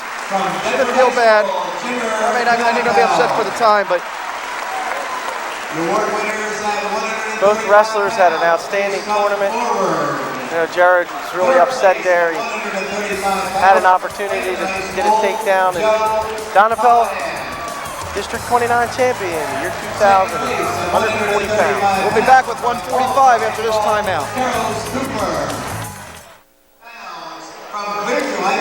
And we're back at Gloucester County College, where it's the 145-pound weight class. Eric Eisenhart, who knocked off Ryan Loeb from Kingsway, who was the number 1 seed, coming in 21-3 against DJ Kama Paulsboro, who finished 3rd as a freshman, 1st as a sophomore, 2nd as a junior. He's 23-2 this year, 97-17 for his career. So an interesting match here. Kama came in at number 2 seed. As you see Eisenhart there in the green, he advanced to the finals tonight with a 8-7 win over the #1 seed, as you said, Ryan Logue. DJ Kama advanced. I think he beat Eric DiPaolito, right? DiPaolito 7-3. And the third place winner in this weight class is Ryan Logue. He's going to go on with these two wrestlers to the regional tournament. They take the top 3 out of the districts, and they take the top 3 out of the regions to the state level. There's a big goal for DJ Kama. He said it earlier in the season was 100 wins. He has 97. Well, Kama related to the Suitors. When I was at Paulsboro, his uncle Jason Suter was a heck of a wrestler at the time. Aggressive move by Kama. As you see Kama right in on a double leg and takes Eisenhart, scores first, a 2-0 match score right now. Very aggressive, Kama. I was saying earlier, his uncle Jason wasn't too bad of a wrestler. He was only in the state finals 3 times. And so was his uncle Matt. Yeah, oh yeah, I forgot about twice, Matt. And right now, as we speak, is the winningest wrestler in state history. I mean, that's in jeopardy with Laid Black, but not bad. And his brother John wrestled at West Deptford, was a District 29 finalist, who's with the 3 Paulsboro coaches who aren't at the bench right now. 30 seconds. I mean, It's Paulsboro definitely a has about family affair when it comes to wrestling in the Suter and Kama family. Even the sister gets involved. I sat next to the sister, DJ's sister, Ladine, earlier today. She kept me straight on my scores for the semifinal results. Somebody had to, huh? Yeah, I wasn't too good with looking at the time for pins, but I had to wait for the announcement, you know. I told her, don't challenge me too much. Of course, the last few years, Nick, you've been covering District 30. It must be nice to come back and see District 29. Obviously, you have a lot of memories wrestling here. You know, I guess 3 times in the finals, and I remember covering the wrestling matches back then. And your old coach Al Sy, a lot of times got to watch the match from our truck. For some reason, he ended up out of the gym. Old Big Al Sy, he was a good one. He was very animated, great coach. One of my favorite people. I still keep in contact with him, but he hated to lose. But yeah, it's nice to be back. As we see DJ Kama gets the 2 points there, and he takes a 4-1 lead here in the second period, and he's going to work on Eisenhart here. Very aggressive. They have a lot of nice memories and a lot of nice people. I have some connections to this district. As you said, I'm from Glassboro. I have a connection with Kingsway, with the Vallecos, and my dad was a teacher at Deptford years ago, and of course I coached at Paulsboro. A lot of wonderful people at Paulsboro there, and You're tied in Clearview. Clearview I'm tied into Clearview because I teach the younger kids that eventually move up into Clearview Regional. So it is definitely nice to be home. 4-2. Kama in the lead. And you were telling me you wrestled midgets in Deptford because when you started wrestling, Glassboro didn't have a midget program. Way back, I guess it was early 70s, my dad started the midget program in Glassboro, which was a great thing because at that time, not a lot of the towns, the surrounding towns had them. Paulsboro had one, and my dad kind of copied off of the Paulsboro program. He had a lot of contacts with Jap Gentile and Mr. Giovanetti and all those nice people there, and they helped my dad get the program started in Glassboro. And it paid off because in the early 80s, all those people that went through that program did real well. And of course, that program's on the rise again. A couple years ago, only had 2 or 3 wrestlers out. They had 20 out this year for the midget program. So soon, Glassboro's going to be back. I think they'll be back. I mean, Dan Manzer has done an outstanding job over the last couple years with that program. And as you see Kama again with another takedown, nice shrug by. A lot of confidence out there by DJ. 30 seconds. And for Eisenhart, he plans on going to Moravian College. A big win for him today. Very emotional win. Beating the #1 seed. And Clearview Kingsway, big rivals or neighboring schools. Well, he did knock off the #1 seed in Ryan Logan. He's not doing bad right now. He's still in this match. He's only down 6-3 with 18 seconds left in the second period. 15 seconds. He's quietly staying in this match, John. Staying in, but I still think Kama's controlling it. He has all the takedowns, and he'll end the second period with the 6-3 lead. But it's, you know, a nice season, 21-3. Clearview team the last couple years, pretty good seasons. Eisenhart comes from a very large family over there. His brother Jesse did a real nice job for Clearview. He won the consolation match at 189 pounds. Kama's going to let him go again, 6'4". You know, if Eisenhart would have won that semifinal match, we would have had 2 sets of brothers in the finals. That would have been a Steve Anashevsky trivia question. Yeah, I'm surprised you didn't make the trivia questions this year. Everybody else did. 6'4". I think Tom Curl, the heavyweight from Paulsboro, saw that trivia question. The quickest pin last year was 14 seconds, and Tom Curl... Did you get 11? He got 11, yeah. His first match last night, quarterfinals, he picked up an 11-second pin and broke last year's record. There's Kama in on the leg, and I think that's what a lot of the Paulsboro people wanted to see. They thought DJ was going a lot of upper body, trying to do a lot of headlocks and go back to the basics and go for the single legs, double legs, and he looks like he's in control. And there's another takedown. He's just doing what he has to do. He's wrestling out there. 8-4. Well, that's one thing I know that Paul Marina stresses is basics. I mean, they do a lot of drilling. They drill the doubles and singles and ducks and head, you know, not much upper body. They don't do a whole lot of throws, and they just stay very basic. 1 minute remaining regulation. There's the escape. It's 8-5 with 58 seconds left. So Kama obviously confident on his feet, letting Eisenreich go. Oh, Eisenreich. You have me saying Eisenhart. Eisenhart's points are on escapes. Now, come on, John. Get those Clearview wrestlers' names right, okay, or you're going to be in big trouble with Mrs. Food. Another takedown. It's now 10-5. Now they escape 10-6.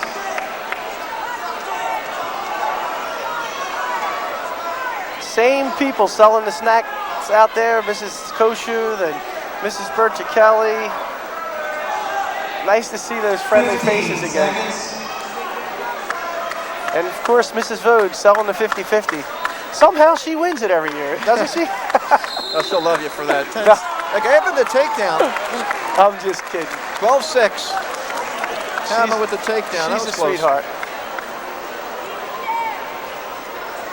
I had her son Mark and Jason. They both wrestled for me when I was at Paulsboro. And the big rig, of course, he's the champion wing eater. As we see Kama with a 12-6 victory to win his district championship. A 98th career win for Kama. He wins the District 29 title as a sophomore and as a senior. Finished third as a freshman and second as a junior. You have to give credit there to Eisenhart, coming from the number 4th seed into the finals, and he gave Kama all he could handle there in the finals. High school, Jared Vallejo. 152 pounds. This ought to be an interesting match, a fun match. Maurice Tunstall, and I don't know if you have had a chance to see him, Nick, but lightning quick. And Floyd Taylor likes to put on a show. It's going to be a good one. Very flamboyant. Last year was at Gloucester High School. Taylor, 63 and 15. He's just a junior. 24 and 4 this year. 63 and 15 was his career record. I'll tell you, I had an opportunity to work out a little bit with Floyd Taylor last year at Glassboro, and he is quick as lightning, and he likes to put on a show. He's almost like Muhammad Ali out there. He likes to do the rope-a-dope, and you know, it looks like he's having some fun, which is good to see. He's not overly cocky. I mean, he's just having fun out there. He is, the way he stands, it's not your average stance for a wrestler. No, it's almost like we talk about that quickness, and that's Tunstall, I mean. Tunstall advanced to the finals with a win over Giorgiani from Paulsboro, 10-5 decision. And Floyd Taylor advanced to get to the finals here with a win over Chris Miller from Deptford, 6-4. Miller ended up winning the consolation match. Miller from Deptford. So we have the #1 seed here in the green, Maurice Tunstall, against the #3 seed, Floyd Taylor from Clayton. 2 Clayton wrestlers in the finals, and as we saw earlier, their coach was awarded the Coach of the Year, a co-coach of the year, I should say, along with Paul Marina from Ballsboro.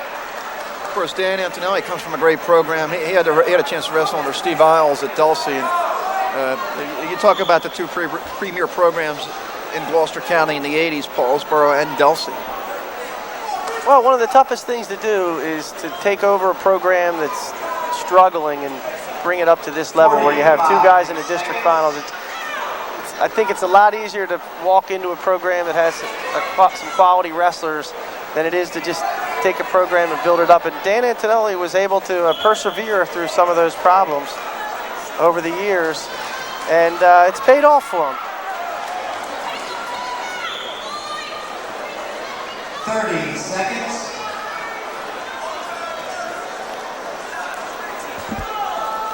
One 0 lead for Tunstall. Technical violation on Taylor, running off the mat. And it's 1-0 for Tunstall. 15 seconds.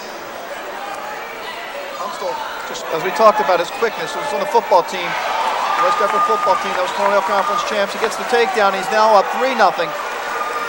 Real nice finish on that single leg there. Late in the period also.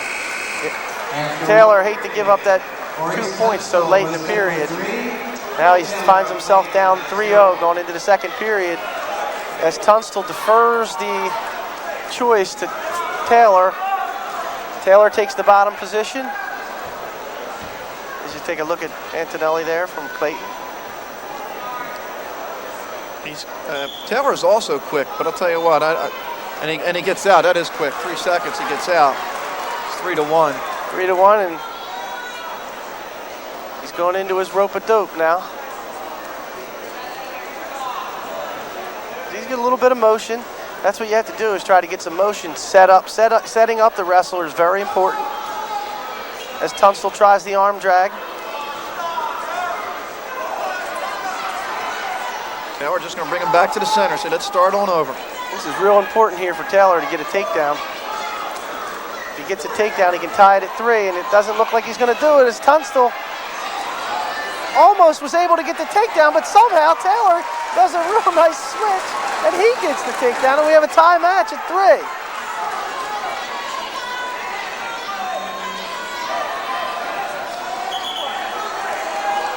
Wow. Only 6 left in the second period. Tunstall usually the king of the takedowns. I told old Mr. John Vogening I was going to give him one of those old brothers. That would have been a good time for an old brother there. Or an oh my. Caution on top.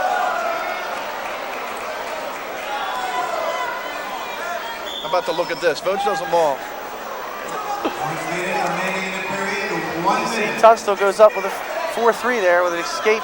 1 minute left in the second period. Taylor trying to get some motion as he goes in with kind of a sloppy double, and Tunstall's going to make him pay for it. And he does. Tunstall just backed up and spun around, got the takedown, a 6-3 lead. There, when you shoot in for that double leg, you want to have your hips underneath you. And Taylor there kind of dove in and extended himself a little bit too much. Looks like we're going to have a freestyle. No, we're not. I thought Ross told him freestyle start, but doesn't really matter. 1 point, 6-4.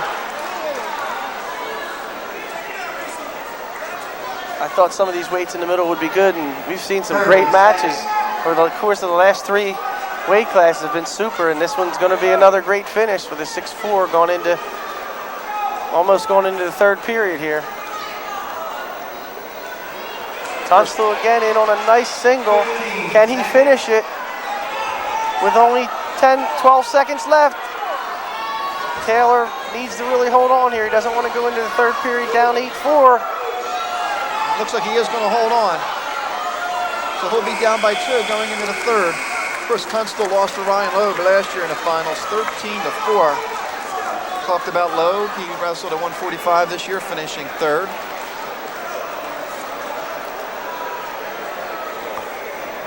West Deptford has had their share of some really good wrestlers over the years. And Frank Puglia was a state champ. Yeah, they're only state champion, and I'll tell you what, with the youth they have on that team right now, and some of the wrestlers they have, we talked about Mancuso, Schilling, Rollins, you know, Tunstall, Holmes is next, Brett Holmes. They're all back next year. That's some pretty impressive wrestlers. I saw one of the wrestlers that I used to wrestle with back in the early 80s, Kevin Brockaway. I saw his father here. Really nice to see him. He was third in the state in 1979. 2 minutes left to wrestle. 6-4. Maurice Tunstall, West Deptford in the lead. Wrestling will resume on Over Floyd Taylor. Taylor's just a junior. He wants to take college, take wrestling to another level. Obviously, college he means by that. Well, you never know. I guess he could mean professional. The regional championships will be But, held next Saturday at Savannah High School. First, second, and third from the region advances. Had a big win against Chris Miller of Deptford in the semifinals. Miller came back, finished third at this weight class. Tunstall's right where he wants to be for the third period. He gets the, I was going to say he gets the quick escape, but Floyd Taylor's locking his hands right there, and he got caught. Right, free move for Tunstall. You might as well try anything here. So that's 2 points. It's now 8-4.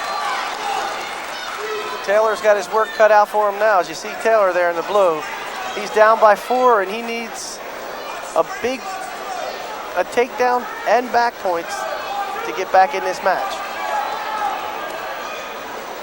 So 2 penalty points given up by Taylor, or he'd be a takedown away from tying this match. However, it's 8-4 with 120 left. Real nice arm drag there by Tunstall, and he's going to try to do that trip finish again as he tries to time it where he can trip Taylor's leg. There's the takedowns, 10-4. Tunstall trying to make West Deptford 3 for 3 in the finals. Mancuso at 103, Rollins at 119. And of course, Brett Holmes is next at 160 for West Deptford. It seems like Tunstall's getting stronger as the match goes on. I mean, he's just turning it on right now with a minute left in the third period. And looks like he feels real comfortable on his feet, and he's going to let Taylor up and try another takedown. 1 minute remaining in regulation, 1 minute. 10-5 lead, 55 seconds. As we talked about, Tunstall's speed just the key in this match.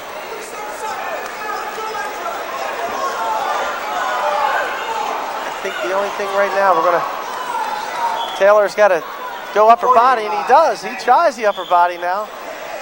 Well, you might as well try something. You have nothing to lose. You're down by 5. You know, he knows he needs a throw. He doesn't have, like you said, he doesn't have anything to lose. At this point, we've seen a lot of action in this match, and I'm sure both wrestlers are pretty low on their gas tanks right now. Takedown for Tunstall. Couple guys playing 2 sports, Taylor and Tunstall, both football players, both wrestling, and we might have a you got to watch that knee there. Reversal, and we do.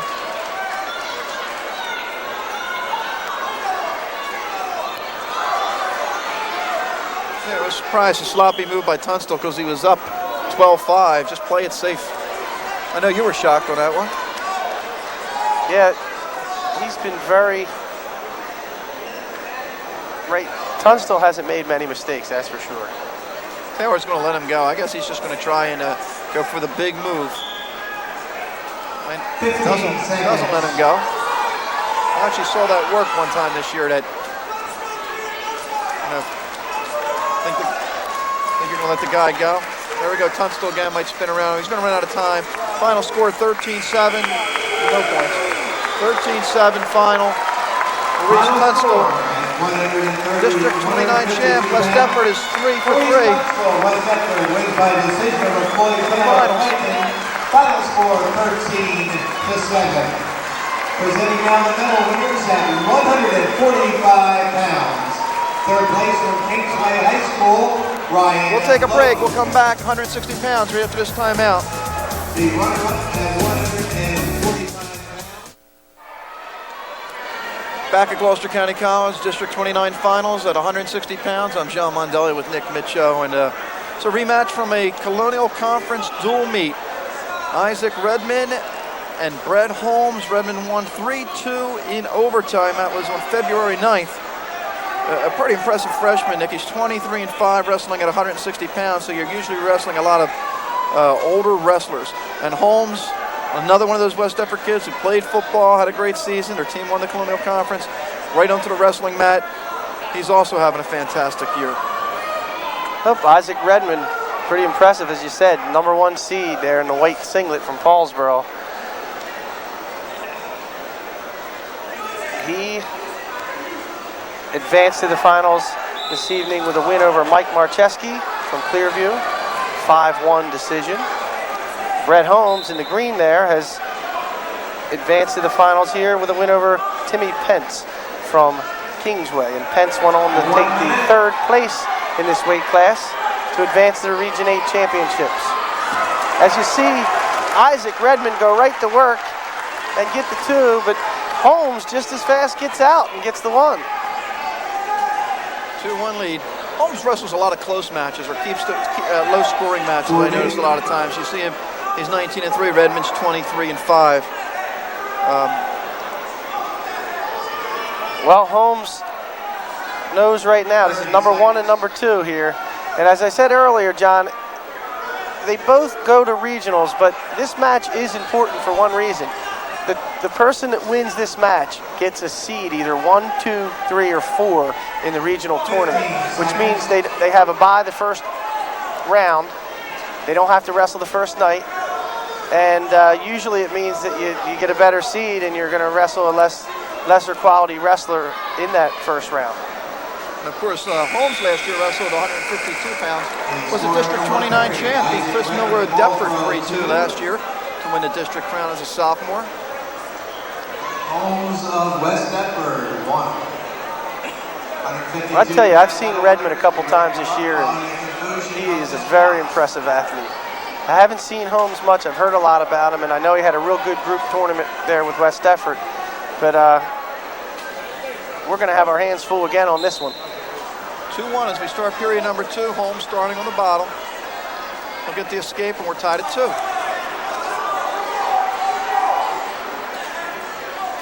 So obviously a lot more scoring than the first time. It was 3-2 in overtime, so we're 2-2 now. I don't even think we saw it. I'm not even sure if we saw it. We might have seen a takedown. I'm not even sure in the dual meet. Looks like 2 very evenly matched wrestlers here. Of course, Isaac's cousin Joe Redmond was a state runner-up for Paulsboro in the 80s. Was a region champ, state runner-up. Also, I think his cousin Joe played a little minor league baseball. Yes, he did. Joe Redmond was a heck of an athlete. Yeah, I had to roll around with him a couple times in the room. I told Paul Marina, wanted to put me in wrestle with Joey Redmond. I said, wait until my insurance kicks in with the school teaching job first. He was a tough cookie. 2-2. Holmes on the attack. Redmond fights it off. Redmond's got to watch. I told him, Paul laughed. I said, I have kids, you know. I don't want to get hurt. Hey, with a minute left in this match, we're all tied up at 2 here.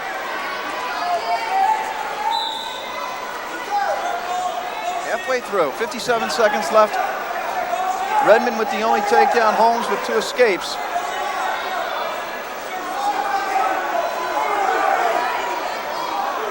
We're going to be seeing a lot of these 2 in the future with freshman and sophomore here.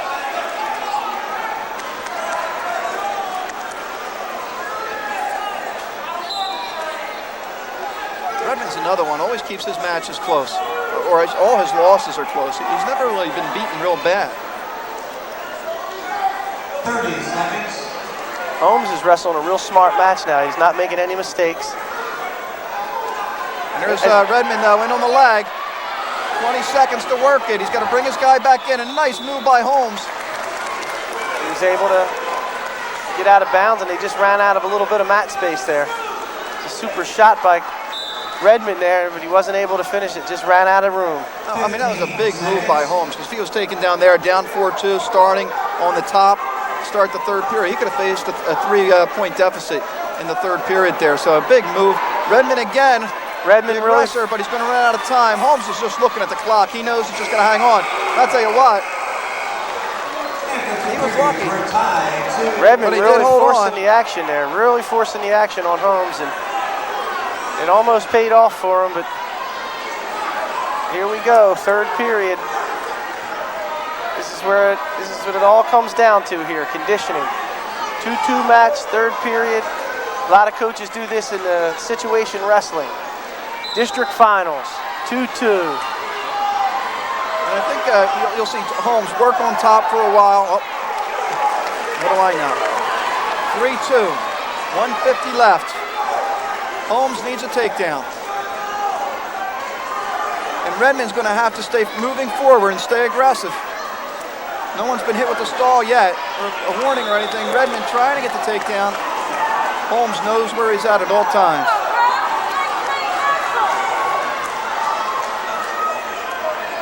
I think Paul Marina was looking for a stall warning here.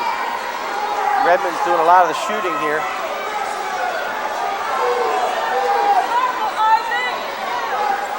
Holmes trying to get wrist control.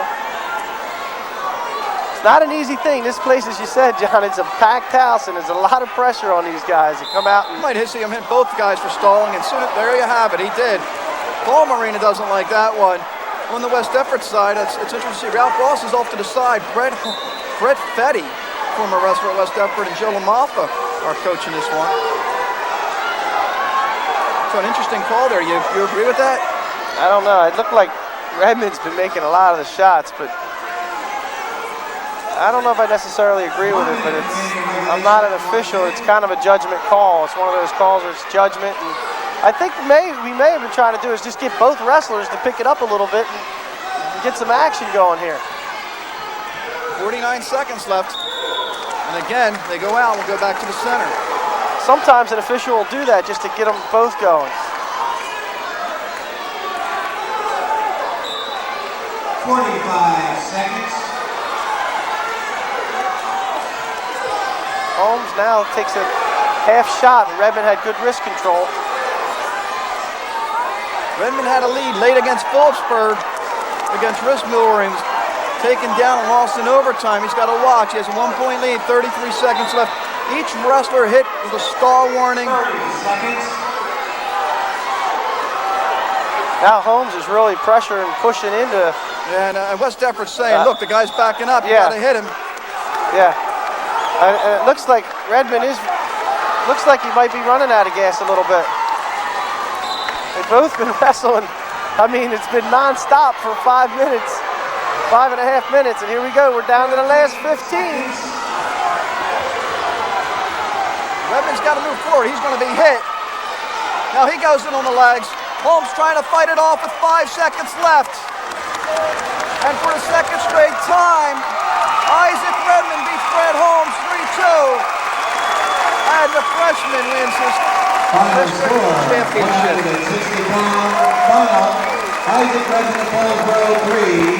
Fred Holmes of West Effort at 2. Presenting down the medal winners at 100. And it's always more impressive, Nick, when the underclassmen, the freshmen at those upper weights wins a title, because we talked about it, always wrestling the guy with the more experience.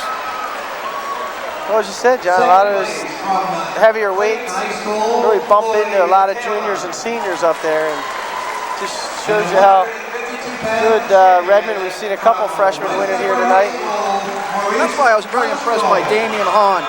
His freshman year, he finished second in the state. I think he lost by a point in the state finals. And then he won 3 straight state championships. I mean, that was impressive. And the same thing with Tom Kroll from Paulsboro to finish 5th as a freshman at heavyweight. I'll tell you what, this is the one a lot of people are looking forward to. Dustin Burke from Clayton. Clayton's a program you don't hear a whole lot about. We talked about him, you know, just the program starting to turn the last couple years.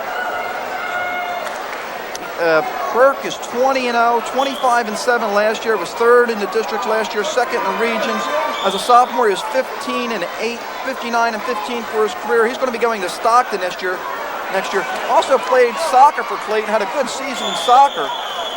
Funk for Paulsboro, 19 and 6 as a freshman. He's 43 and 9 for his career.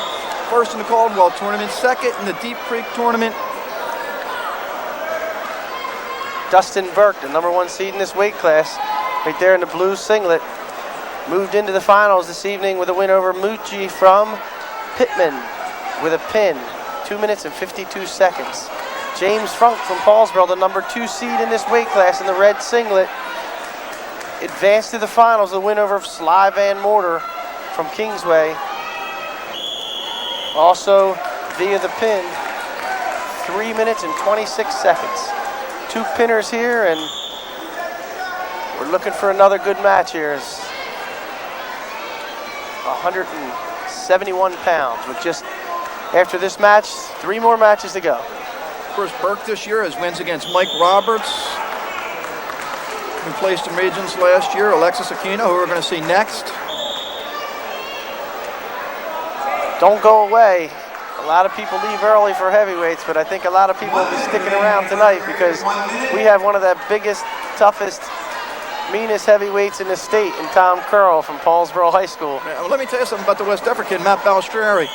Lost to Curl last year to dual meet, 1-0. Was losing to him late in the second period this year, 1-0, before he had to stop with an injury. Of course, I think Curl did pin him last year in the districts, but he always has some close matches with Curl. And here's Burke on the leg. Yeah. So don't go away, and I don't think anybody here in this gym is going to go away for that one. Funk with a nice job to fight that off, and now he's in on the leg. Funk trying to barrel roll. He's got Burke in some trouble, and he got the 2 for the takedown.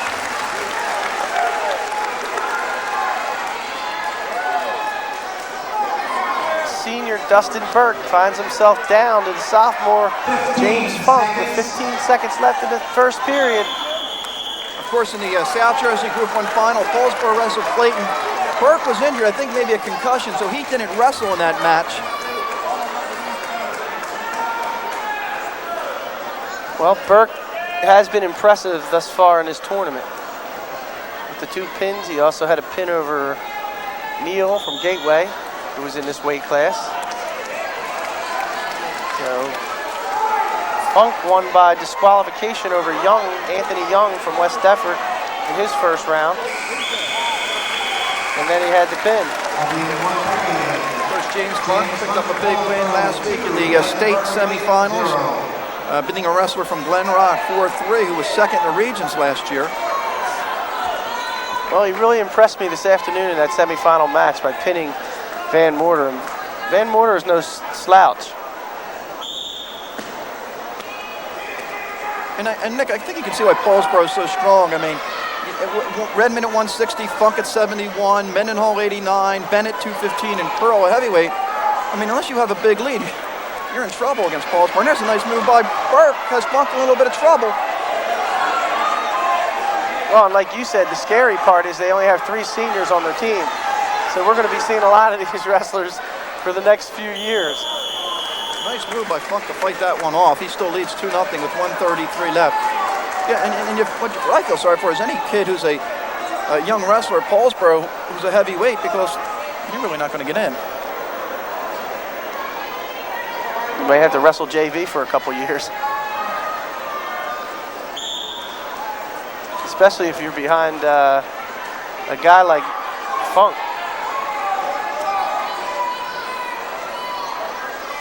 And right now, I saw a lot of movement from Burke in the earlier rounds of this tournament, but he's not really doing a whole lot on bottom right now. And I think he's being warned right now by referee Joe Henry to pick it up a little bit and start moving.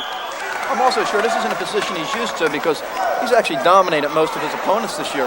Well, I think you're right. Maybe he had a lot of pins and he hasn't been taken into the third period. And I think he's going to probably have to go the full 6 minutes tonight.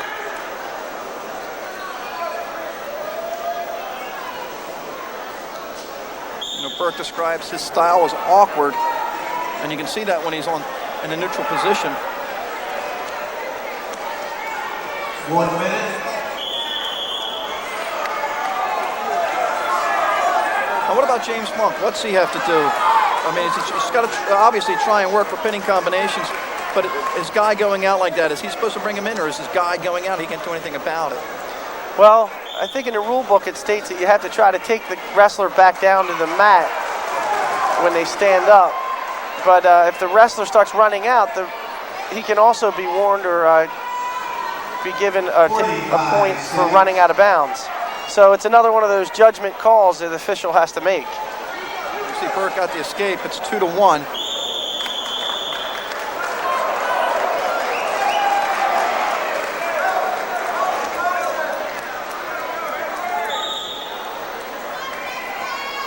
Heading into the final 35 seconds of period number 2. 30 seconds. James Funk with a 2-1 lead. He has the only takedown, a takedown in period number 1. Burke with the escape here towards the end of period number 2.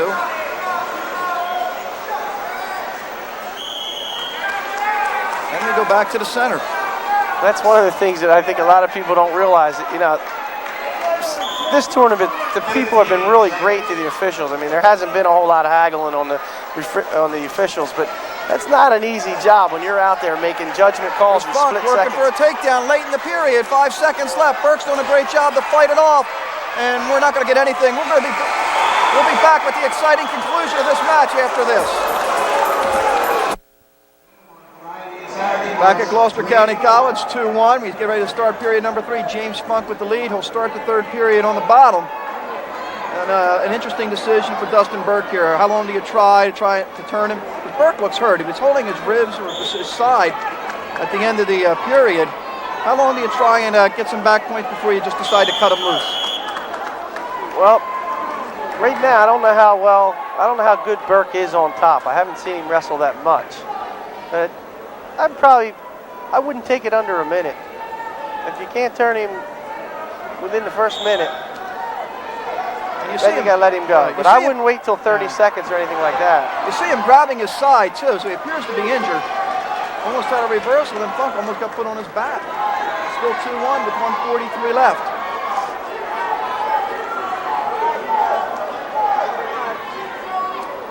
Burke riding that nice tight waist spiral rod now. And he's putting his knee on Funk's back, and I think Joe Henry, that was kind of an odd thing, because the knee in the back in that predicament, really, you can't turn a guy with that. Funk's got to be moving off the bottom too. He's got to try and stand up, or he might be hit. And I think Henry's down there telling him that. We might see a warning here with 1:07 left.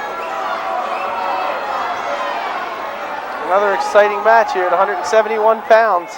The 2-1 score, 58 seconds left. Burke on the top from Clayton. Trying to bring home a district championship to Clayton High School, the first time in a long time. The question is it the first time ever? It might be. He's going to let him go, and Burke obviously injured. You know, I asked Steve Anashevsky earlier in the day, when's the last time Clayton's had 2 wrestlers in the finals of the districts? And he says never. This might be their first chance. Funk in on the legs. 44 seconds left. He's wise. He can just stay there, take his time. Worst case scenarios, time will go off the clock. Burke fighting it off. 30 seconds. But Funk just killed 15 seconds off the clock. Yeah. He needs a takedown here. 27 seconds left. Now, without a stall warning, Funk can play it cautious, especially with under 20 seconds left. Burke's got to get on the move right now. He's got to go for all here, take his chance. Funk will just back away, and there's the warning. Now, there's Burke trying to get this takedown with 9 seconds left, but Funk has the takedown. Burke went for the move. He had to. Got caught. James Funk wins a district title at 171 for Paulsboro. And he gives Dustin Burke his first loss of the year. Outstanding effort by both wrestlers in that match. And you see James Funk takes the district championship away from Dustin Burke, the #1 seed in that weight class. That was an exciting match down to the end. And Burke did what you have to do. You got to try. Hey, if he takes you down and you lose 5-1 or 3-1, what's it really matter? He went for it. And he had nothing to lose there with less than 10 seconds left on the clock. And they're both going to the regional, so we will see them again real soon. And along with them, we'll see Van Morter from Kingsway in that weight class. Van Morter. James Funk, and here's the Paulsboro crowd cheering him as we get ready for 189. And I'll tell you what, a couple good sophomores wrestling at this heavyweight at 189. Mike Mendenhall from Paulsboro. And Alexis Aquino from Deptford. Aquino's 22-2 on the year, and with Mendenhall, they make me do the math. It looks like 27-1. First in Deep Creek, Burks, first in Caldwell. His only loss is to Adam Ferris of Edgewood. Mike Mendenhall, the #1 seed in this weight class, in the red striped singlet there, advanced to the finals with a win over Jesse Eisenhart with a 247 pin over Eisenhart. Alexis Aquino from Deptford, the #2 seed in this weight class, he advanced to the finals with a 10-6 decision over Mike Roberts from Kingsway. And Roberts went on to beat, or actually Eisenhart from Clearview went on to take the 3rd place in this weight class with a win over Mike Roberts from Kingsway. Alexis trying to follow in his brother's footsteps. Jesse, who beat Paris Cooper of Paulsboro for a crown at 135. 2 brothers in the finals of the districts. That's a special thing. I wrestled, my brothers and I all wrestled on the same team, and that happened one time. We were all in the finals of the Bulldog Classic Wrestling Tournament at Gloucester High School. It was a neat thing. All 3 of us were in the finals. Mendenhall trying to get the takedown, doesn't have it yet. He's got to pull Aquino back. Still working. I think he's going to run out of space. 46 seconds left. I think we all won that tournament too that time. No, I'm sure you did, and you know what? No one would know. Yeah, I think we all won by pins in that tournament. Yeah, right? yeah. All the first period pins, I believe. Didn't you beat that 3-time state champion or something? Yeah. Mendenhall again with the shot. He's been the aggressor so far.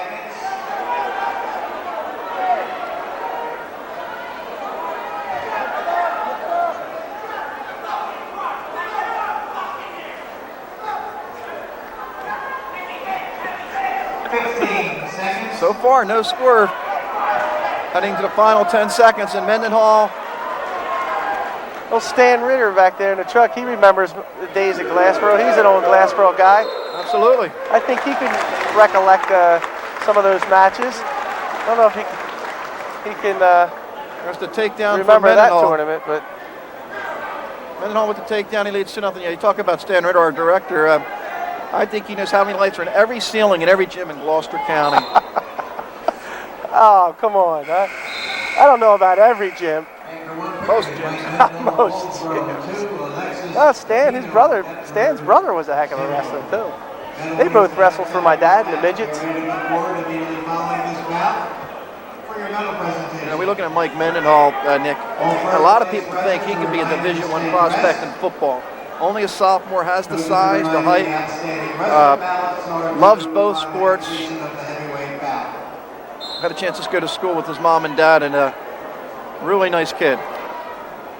He seems like a real nice kid. He just quietly goes about his business and just keeps on winning.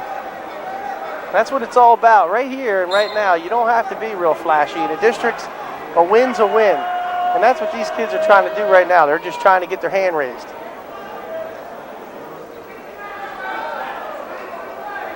And Aquino, we talk about Deptford. I mean, they had like 5 or 6 pretty good wrestlers this year. If Joe Hollywood can get a little more depth, Deptford can make some noise in that Royal Division right now. There, there's Delsea, there's Clearview, there's Kingsway. But Deptford's not far behind.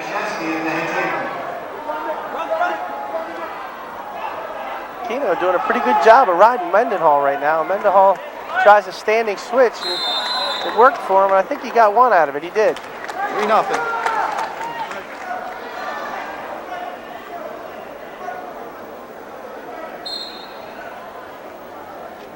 Hey, you talk about Joe Hollywood. He was in the state finals twice himself. Yeah, was a state champion. I was at that match when he won a state championship. I think he may have won the same year Jason Suter won. I'm not sure, but I believe that's how it was.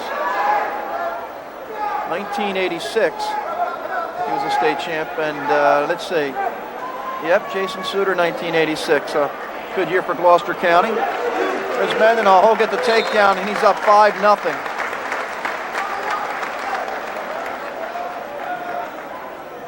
As we have 56 seconds left in period number 2. There's Jerry Valleco, was a Deptford wrestler himself. He won him in 1971 and 72. His brother Johnny won him in 1969. He still has some connections to Deptford. But his kids right now are wrestled at Kingsway, and they seem to be doing a pretty good job over there with Jared, his son, making it to the finals as a freshman. You look at Mendenhall on top as he picks Aquino up, tries the Turk ride and a cross face, and he's going to get some points out of this. And he's got some back points. He's got Aquino in some trouble. 15 seconds. It looks like he's going to get a 3 count. He's going to get a 5 count, which is going to give him 3 back points here. Boy, he really just put Aquino in that nice Turk ride and held him there. Wow. As he extends his lead to 8-0. Going into the 3rd period. Mendenhall, Aquino still looking to score his first point in this match. And he's going to be on the top to start the 3rd period. Right now, Paulsboro and West Deptford with 3 champions each. Actually, Paulsboro has 4. O'Hara at 12, Cam at 45, Redmond at 60 and 71. Funk. West Deptford has 3, Clearview has 1, Deptford has 2, Kingsway has 1. Looks like West Deptford may move into that 2nd position behind Paulsboro after all. They won 3 out of their 4 so far, and they have the, as you said earlier, the heavyweight, the Ballesteri, coming up shortly. 145. We'll see what happens with Mendenhall. He's up 8-0, and does he get 2 or does he get 1? 1. 9-0 lead. Did Kingsway beat West Deptford in the dual meet? Kingsway and West Deptford wrestled. When the match ended, everybody thought it was, I think, 32-32. There was a controversy. They came. We actually did that match. We came back for a commercial, and West Deptford, Kingsway ended up winning by a point. So it was close, and that would be interesting to find out here how they do as far as the final results in this tournament. And I'm sure we'll have them before we go off the air. No takedown yet. Back to the center, neutral.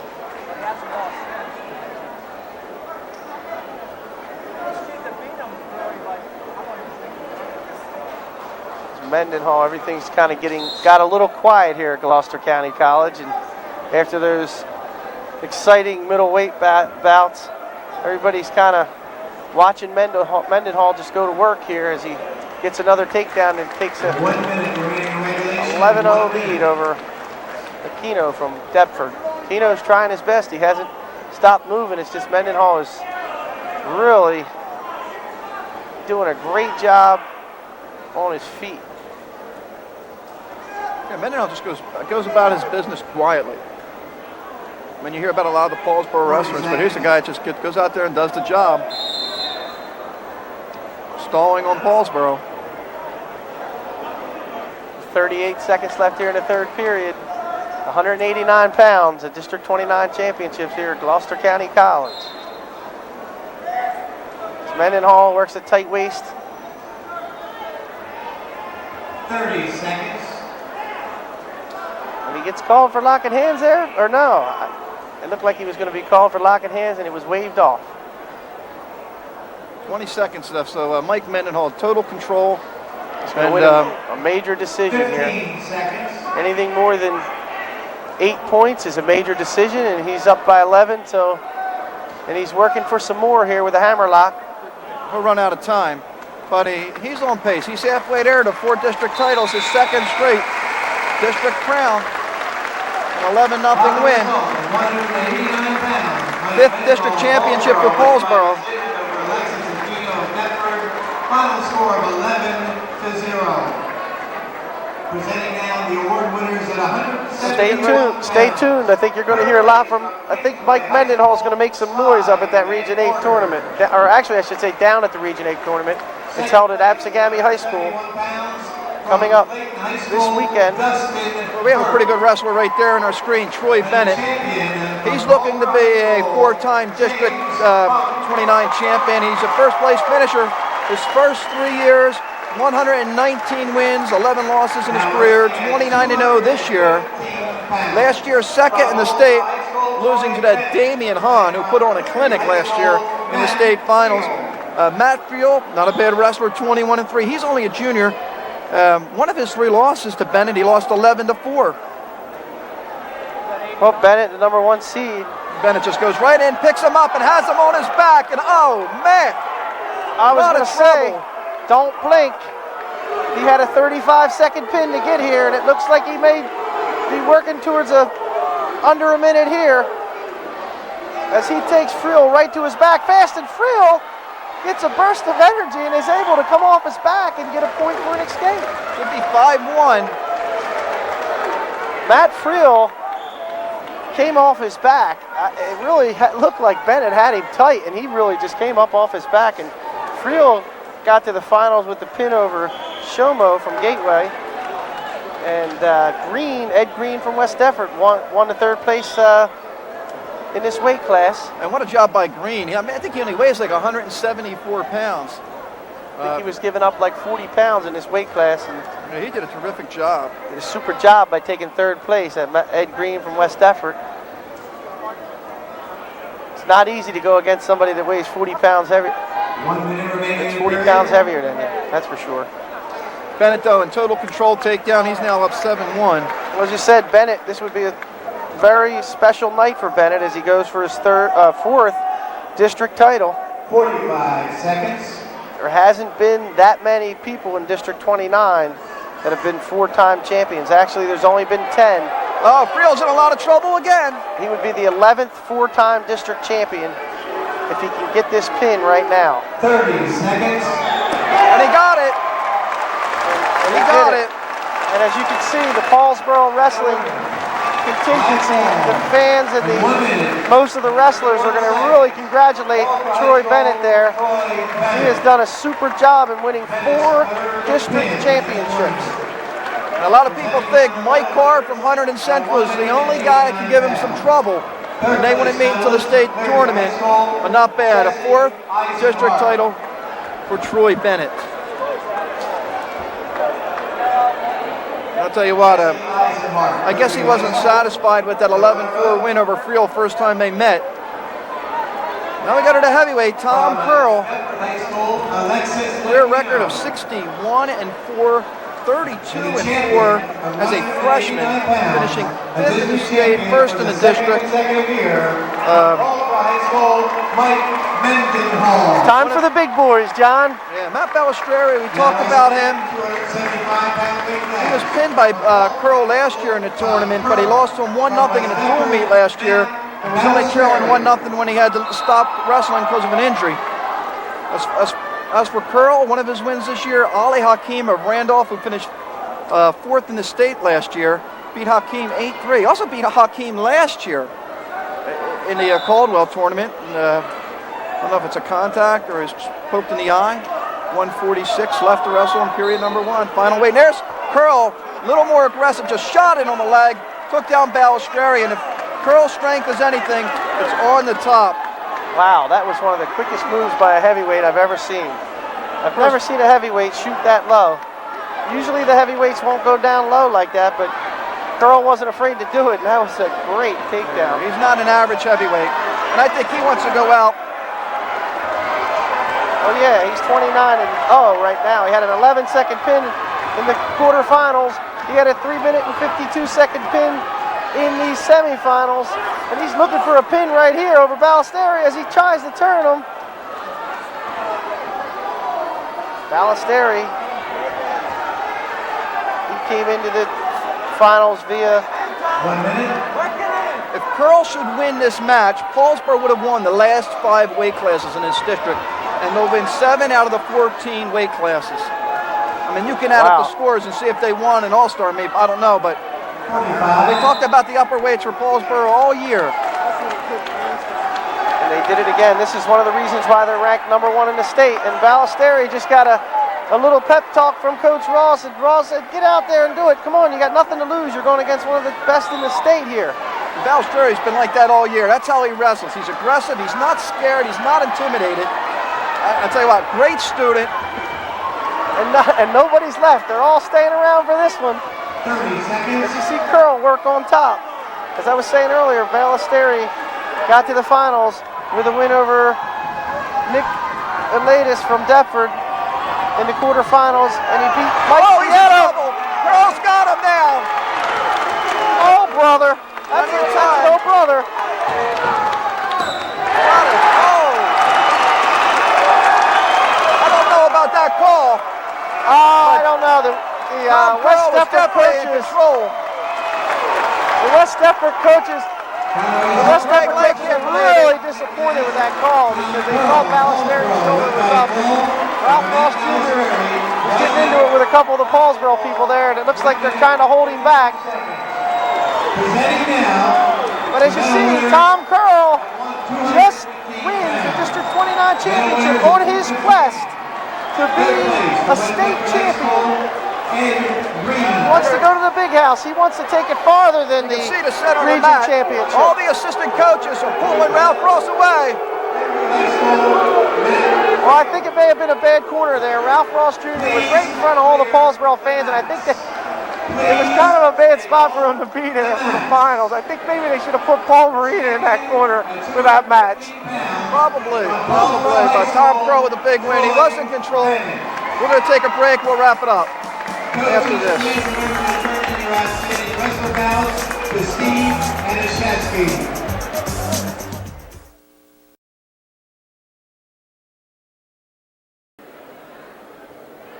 Back at Gloucester County College, District 29, Paulsboro wins the team title. The most valuable wrestler, Jimmer Donapel from Deptford High School. Jimmer, boy, you gave us a show, huh? Second straight time you went down to the wire with Vallejo. I think the last time you reversed him the last couple seconds of a dual meet. Good wrestler, isn't he? Absolutely, he's a good young wrestler, but I'm a senior and it was my last chance to get it done, so I just wanted to win tonight. Yeah, talk about this season. I think I talked to you earlier on the year. I talked to you about the regions. Because you lost in the last 4 seconds. You almost placed in regions last year.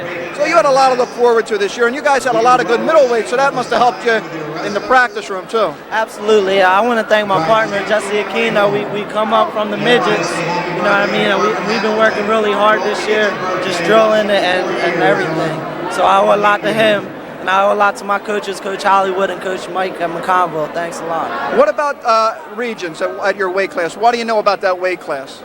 I haven't been looking into it too much. You know, I've been scoping out the other districts a little bit. All I know is I figure this is the toughest district around at 140. So hopefully, you know, I'll go in there and we'll be able to get it done. Football season ended. You went right into wrestling. What do you do after wrestling season?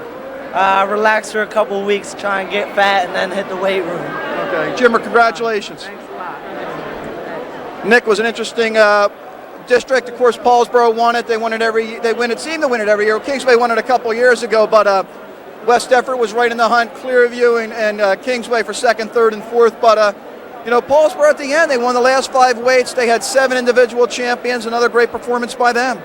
Well, they definitely showed their dominance again. I mean, those last 5 weight classes, they showed the reason why they are the #1 team in the state of New Jersey. I mean, John, from Funk all the way up to Curl, it's unbelievable amount of strength there.